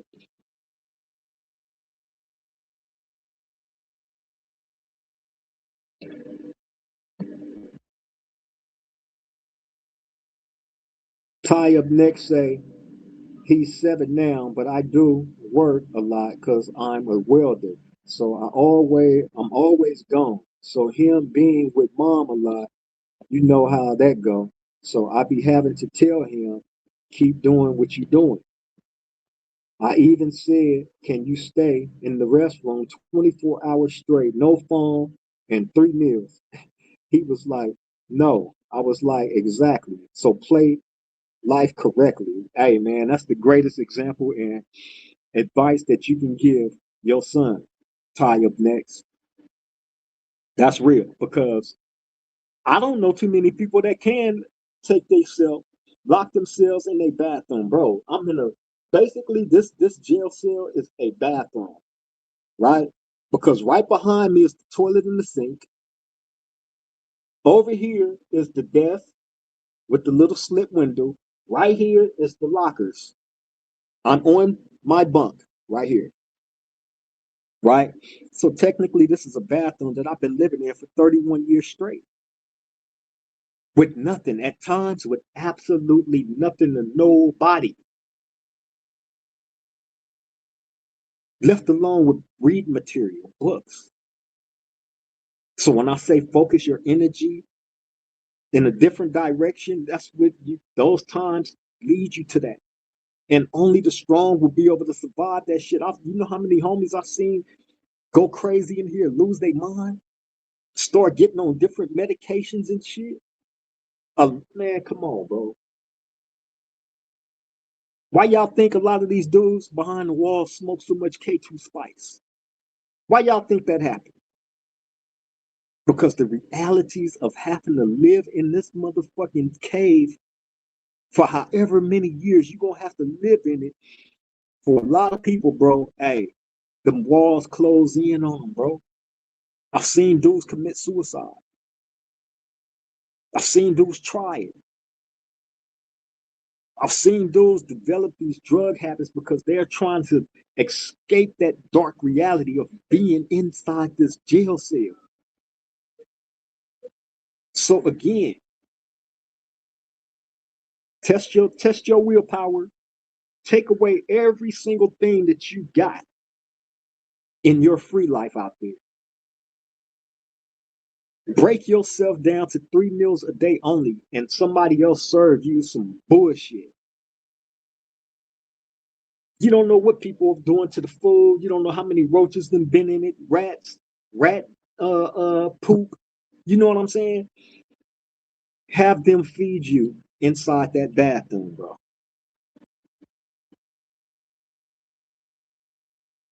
You wash up in there, you eat in there, you sleep in there. If you pray in there. Everything is done inside that jail cell, bro. That shit will drive it would drive you crazy if you allow it. If you're not mentally strong.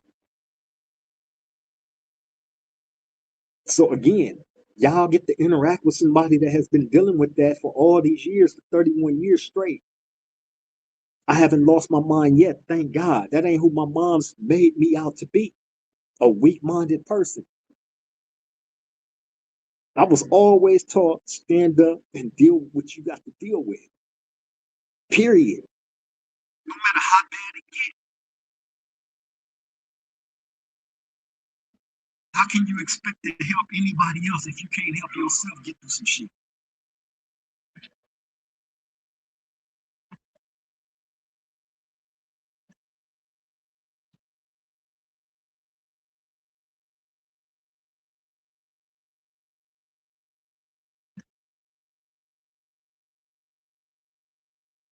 No reparations, no votes to escape reality. Yeah, bro.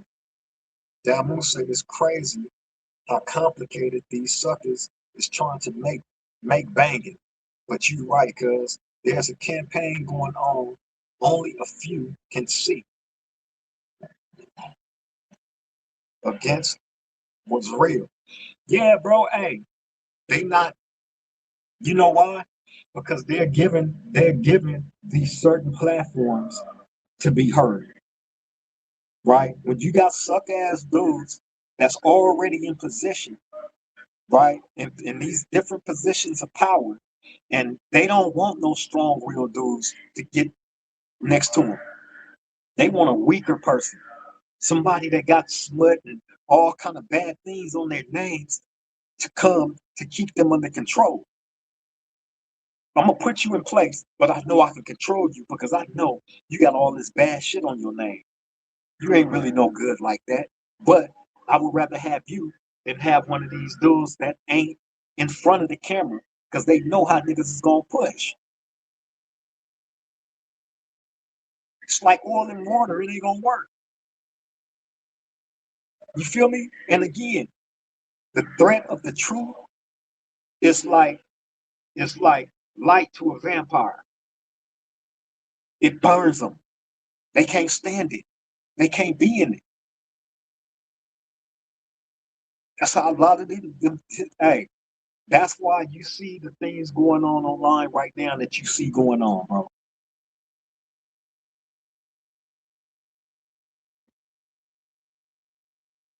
Game is completely diluted. You feel me? But to those of us that do stand on principles and morals, you feel me, and understand what the rules are, especially if those rules been getting you through surviving some of the worst places on earth, around some of the worst people on earth. That's why I say I'm a survivor. I've been around the worst of the worst, in some of the worst places in these prisons in California. So I think I'm more than qualified to have this platform to come speak the truth and stand up for the homies that you're never gonna hear from, but you're hearing from them through me. That's what I'm here to do, and also help these kids understand. Hey, it's a decision based game, and whatever your decision making is in that game is where you're gonna eventually end up in that game. Period. Either you're gonna end up 6 feet under, or you're gonna end up in some penitentiary, or you might be one of the ones that's smart enough to understand when it's time to get about that game. Because it's not right. Especially with the way that things is going now. It's crazy that somebody would even trip and say that, you know, what I'm saying is wrong. But to each his own, man. The real is gonna gravitate to it. You feel me? And again, them vampires, when they see that light, when that light hit them, it's gonna fry them.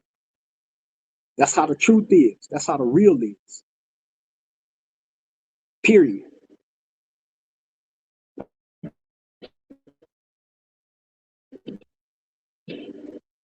Ty up next say, man, you just helped me out, bro. I just beat alcoholism after 4 years.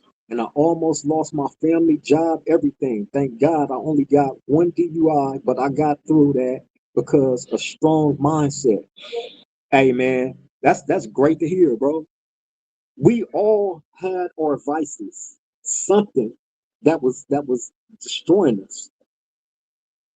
And what's great about you is you was able to wake up in time before you lost everything.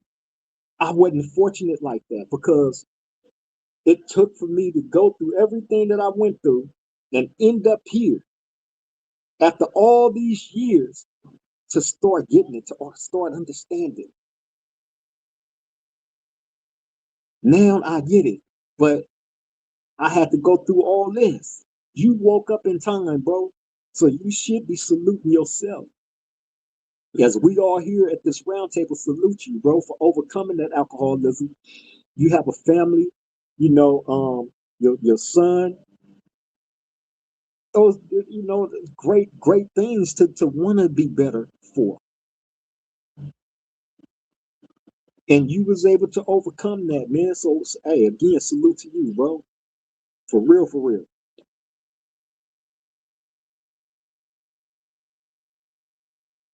Have the willpower and taking accountability to what's going on.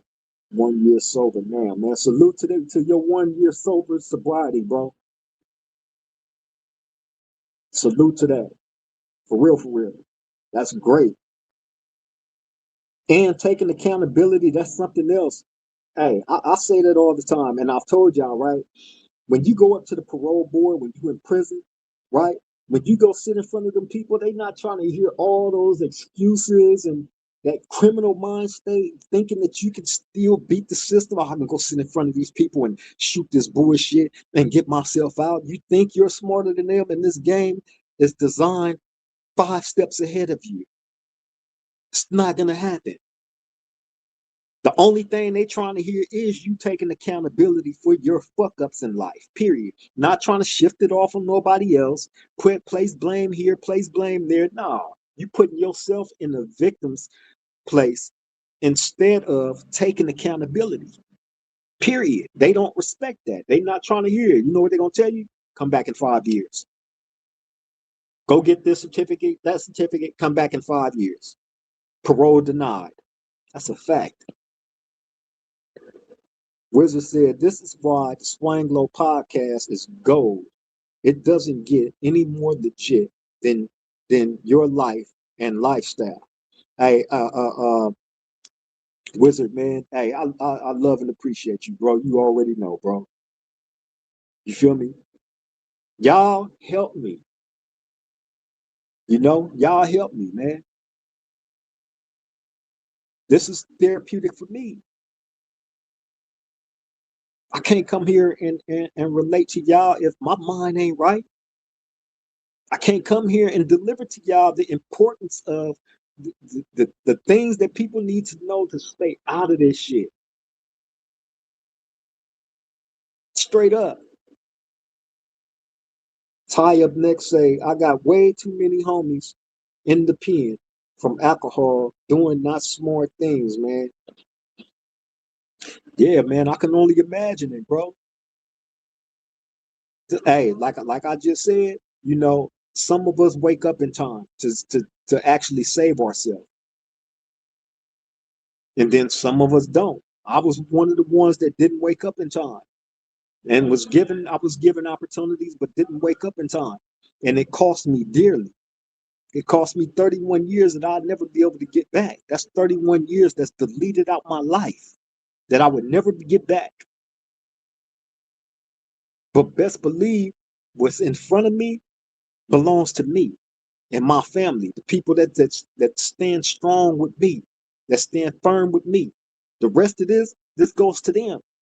I don't owe nothing to nobody else. You know what I'm saying? Hey, man, come on, man.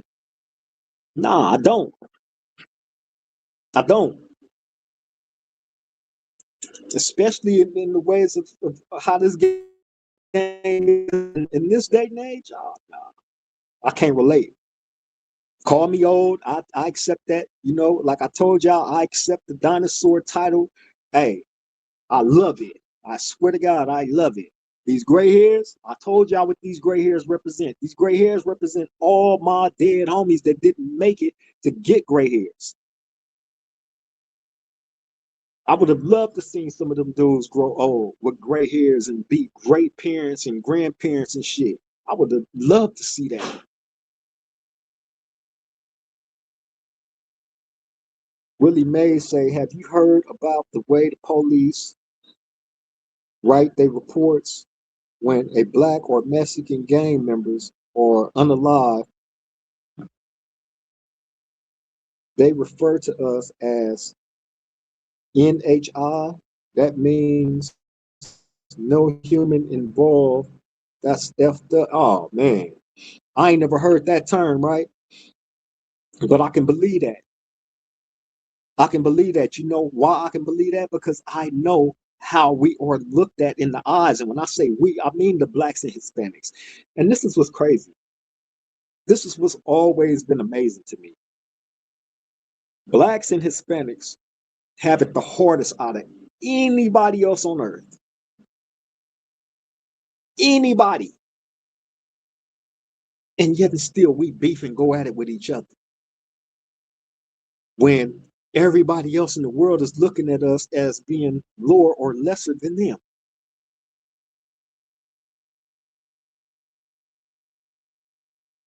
That's just a fact. Especially the police. The police is just another form of a gang. They're an organized gang with badges, with license to kill. They got an official green light to gun down anybody that they want, which is why when they do it, they are protected, bro. They not gonna get charged like they would charge me or a Hispanic man. It's not gonna happen. They gonna take them off and give them death duty, or pay them with leave. Tie up next say, I wish the Southsiders and blacks would come together in the pen, but no, they would rather side with that other race that really hates. Hey, well, tie up next. Tie up next. Hey, the prison system is set up the way that it is, especially out here in California for a reason.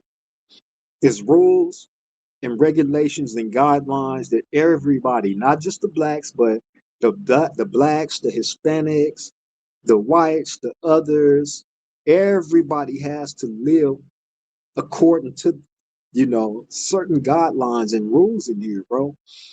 Um, you got hotheads on all sides, and you got unpredictable people on all sides. So a person can come out feeling a certain way about something and get off on, let's say, a black. A black come out feeling some type of way for whatever and get off on a Hispanic, right? What's going to happen from that is there's going to be another Hispanic that's not going to be feeling that. It's not going to accept that. And is going to feel the need to go to his homeboy's aid like he's supposed to. And bam, now you got two. Then it's going to be a black that see these two Hispanics jump into black, and this black is not going to be feeling that. So bam, he's going to get in it. Now there's 2-on-2. Then there's others that's going and it just grows and it just gets bigger and more people gets involved, more and more and more and more. Now you got a full-fledged riot.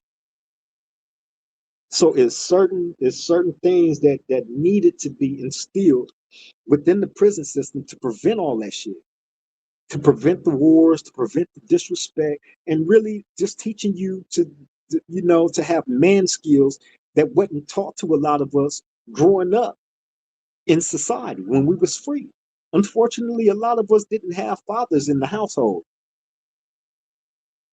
So there was really no no strong rules from a man's perspective, So you go to the streets and you see all this wild shit and you think that's the way because, it might be somebody that you look up to or a dude you grew up with, that you seeing them doing certain things and you think that that's the correct way and it ain't. And you take those bad habits into the jail system with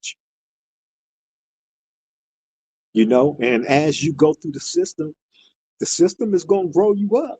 It's either going to grow you up or throw you up, period.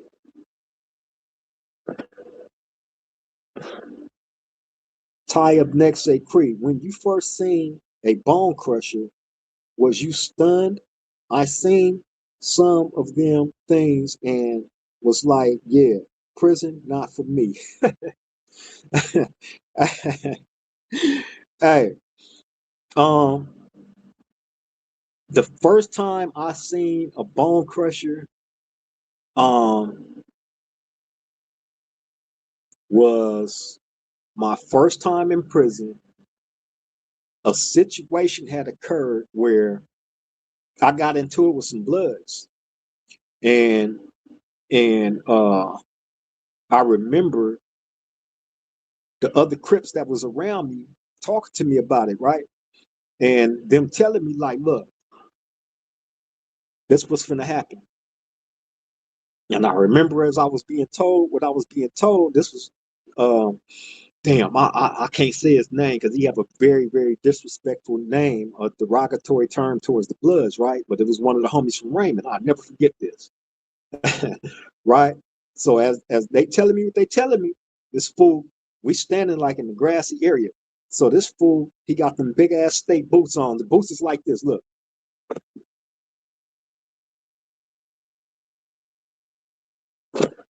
Boots is like this. Right? These are the state boots that they give you in here. When you first come to the prison, any prison, these are the boots that they give you. Right? All inmates get these kind of boots. Right? Now, you see how thick these boots is? You know how many people I had to stomp out with these boots?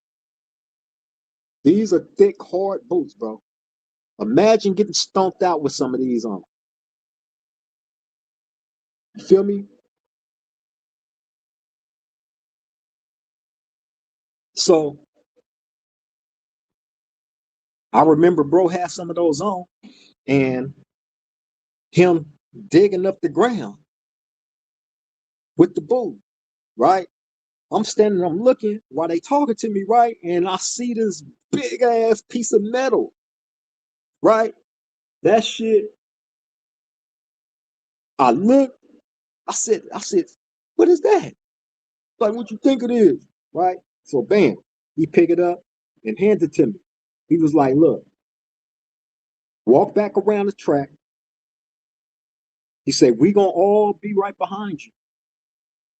And when you get up on the blood dudes, right?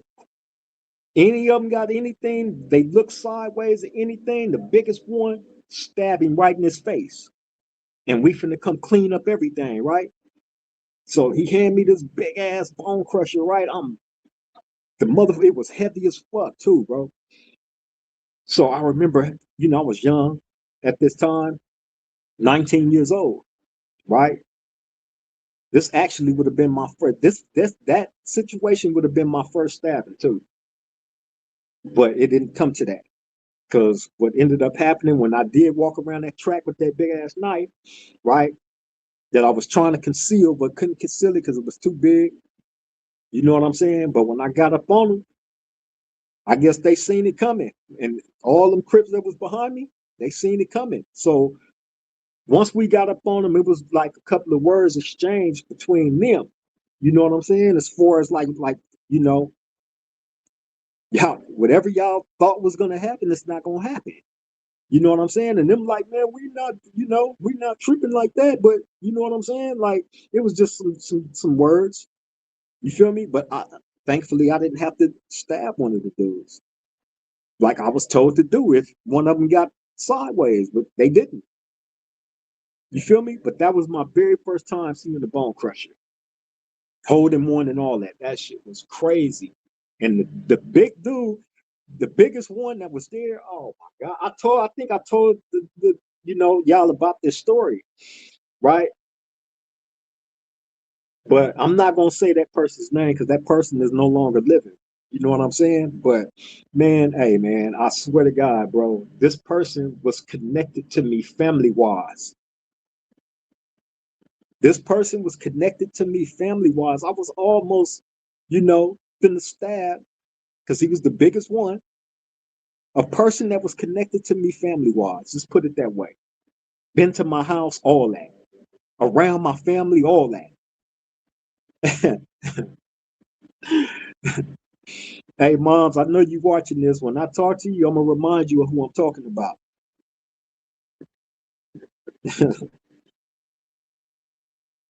Adrian Cook, salute, salute, salute. He said, the homie Creek, man, we blessed to see another day and watch you lay some game down. Man, salute. I appreciate you tapping in, Brody.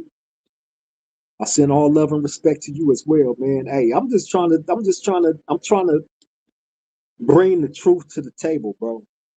As far as my experience in this gang culture, of rules and regulations that I've been living by, since doing time. To me and the people that I'm around, them rules haven't changed. Nobody has deviated from the script when it comes to that. So how can I come here and say anything different other than what I've always believed and what I still believe and what the people that's around me believe? I can't come here and tell no other story or no message because people need to know. If you end up in certain situations, it can cost you. And I'm not trying to see nobody get hurt, bro. That's what I'm trying to prevent, anybody getting hurt. If you call yourself a gang member, at least know what the real rules are. If you are a gang member, if you're not, then hey, listen to all this, let it register to you, and understand that you don't want that life. You don't want that life. I'm telling you now, you don't want it.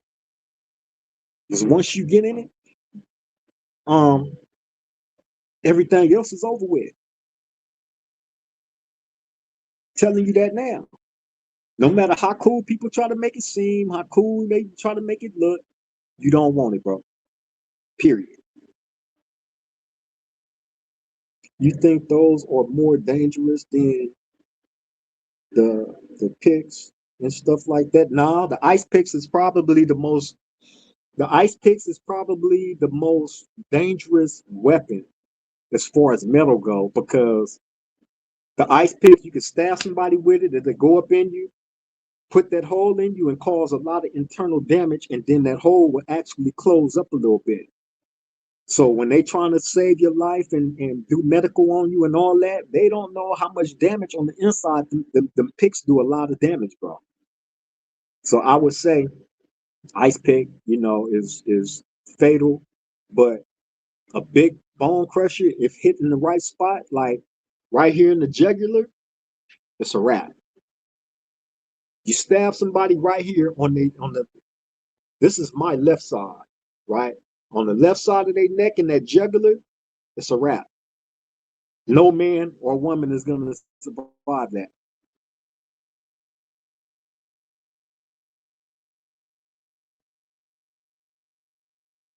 Tie up next, say, man, you tell all these stories. I got a story for you.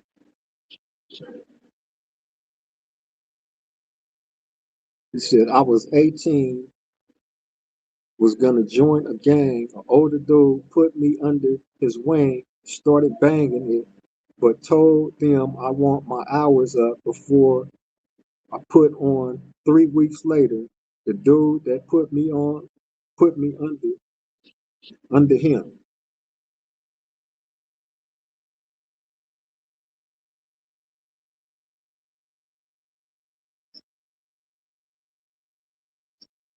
Ended up dope hitting me in front of everybody at a club, saying it's time now, knowing I was heavily on the influence. Yeah, that's some bullshit right there. That's foul. That's a foul way to do it. You feel me? That's a foul way to do it. And again, that type of experience, automatic turn off, automatic turn off. And I remember putting dudes on. You feel me? And we didn't dolphin him. He got whooped. He definitely got whooped, but we didn't dolphin him. We knew it was coming. I remember I took one homie to the hood. He came to my house and told me I want to get put on do rock. I'm like, oh, okay. I said, well, I'm gonna take you to the hood, right? I said, but when we get over there, the people that I'm gonna take you around, they're gonna give you an opportunity to ask you who you want to put you on. I know how this process goes, right? And it's gonna be a number of dudes standing around. I said, don't say me, and I told him that because my hand was messed up, right? I had just got jumped like a day or two before that, and my hand was real swollen and messed up. So I'm telling, don't say me. We get over there, the homies pressing it. Who is you? What you doing over here? This and that, and whoopty whoopty whoop whoop wham, right? He's like, I want to get put on. I want to get put on. It's like, what? So the homie was like, I'm gonna give you the benefit of the doubt. He said, look around in this crowd right now. He said, pick 3 people, right? This idiot looked at me and picked me.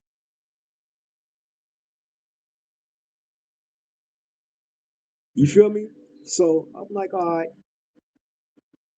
you feel me? So I remember we took him and put him on. He seen it coming with no dolphin and none of that.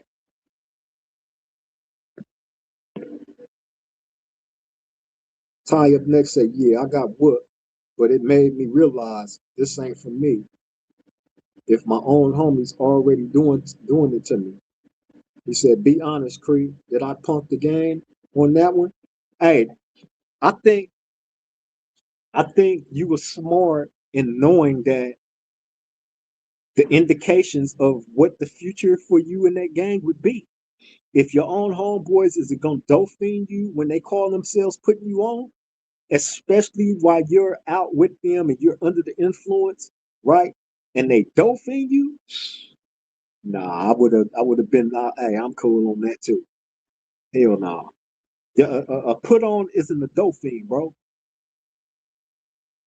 A put on is basically like you finna get ran, and you fight back until you can't fight no more. However long that usually them don't last long. The put ons don't last long. It ain't like they gonna keep whooping you, and whooping you. Nah, that shit don't last long at all. You just got to fight.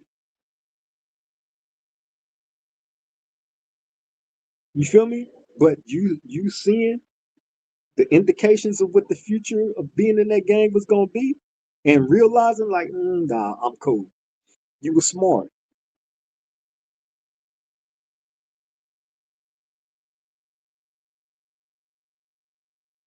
And say, what's dude name from Oakland? I'm from the town. Oh, for sure, for sure. You talking about the one that was in that riot? You talking about the one that was in that riot with us in?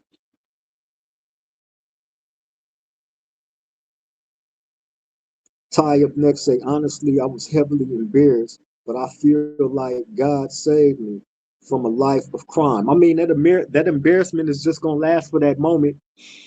I would have been embarrassed too. Shit, you get done like that, I would have been embarrassed too. Shit, I remember when I got mines.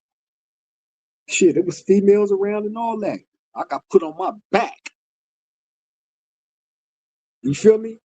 But at the same, yeah, I was embarrassed for that moment. But shit, after that, homies handed me some drink.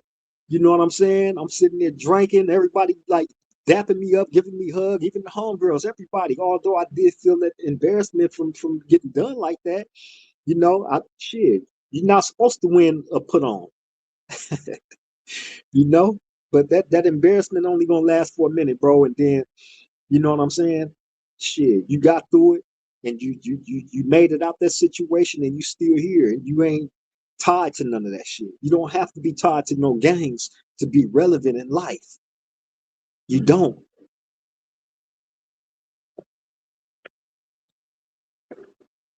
Adrian Cook said it's like a it's like a pack out. So when your opponent catch you, you'll be used to it and fight harder. Exactly. King John, salute to you, Brody. Shout out to you, man. Shout out to Sacktown, all my Dow moves out there, man. Salute, salute.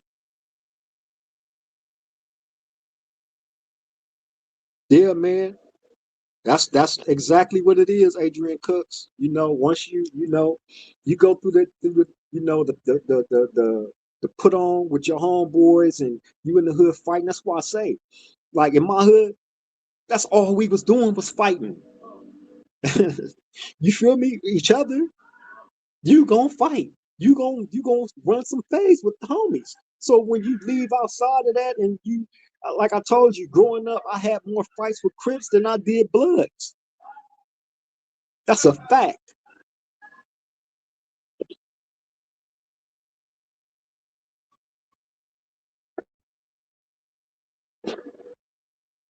Ty up next say, honestly, the reason I was gonna join was some would say late in age because I didn't have a father, so I thought I was getting that love, but it was all a facade. Yeah, we all go to that. We all go through that, man. I didn't have no father. My mom's was my mother and my father, but having that male figure, the closest thing I had to that was my uncles. I got a gang of uncles. You feel me? And just seeing, like, idolizing, especially my uncle Darcel, rest in peace, the biggest gangster to me that I know. I idolized him, still do. You feel me? So everything that I seen him doing, everything, I wanted to be that. We all grew up having heroes, right? I only had a couple, since I was a big Lakers fan. Magic Johnson was one of them, and my uncle Darcel was the other. Feel me? So then you go to the streets, and then you see your homeboys. You start idolizing what's close to you in your environment. You feel me? And that familiar feel is there. So that's what you gravitate to. So yeah, man, shit. I understand, bro. We all look for that. But look, I'm finna get ready to get up out of here, man. I've taken up more than enough of y'all time. I appreciate all of y'all for joining the roundtable tonight, man. I appreciate the engagement. Y'all been coming with straight fire. Y'all are my co-host. You feel me? Y'all are my co-host, bro. That's why I always encourage the engagement. I always encourage y'all to jump in the chat or jump in the comments after the show is over with. For those of y'all that catch the show a little bit later, hit me with whatever questions or you might got some suggestions about something, man. Hit me with it, bro. You feel me? I interact with mine. See, I'm not like a lot of these other dudes, I don't pay attention to the comments and, come on, bro. Come on. I ain't no celebrity like that. I'm not no celebrity at all. You know what I'm saying? I'm just a real dude in a fucked up predicament that's trying to right some of my wrongs as much as I possibly can through these videos. You feel me? That's the best contribution that I can give back to society. I believe God understand that, which is why they allow me to breathe and have this platform. You feel me? Because they know I'm not trying to do no damage to nobody. I'm not trying to harm nobody else in life that I don't have to. If you don't come for me, I'm not coming for you. You don't mess with my family, I'm not messing with you. Period. It's time to live. You feel me? So again, we just here to uplift each other and bring real awareness about this gang culture, about this prison stuff, to keep people away from it.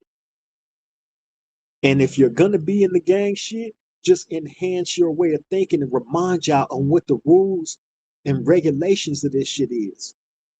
Because a lot of y'all get in it and don't understand it, and y'all get yourself in a wreck. And then next thing you know, you end up over there on one of them 50-50 PC yards talking shit about people like me The same ones that was trying to give you the game. It's free. You feel me? Hold on, y'all. Wait.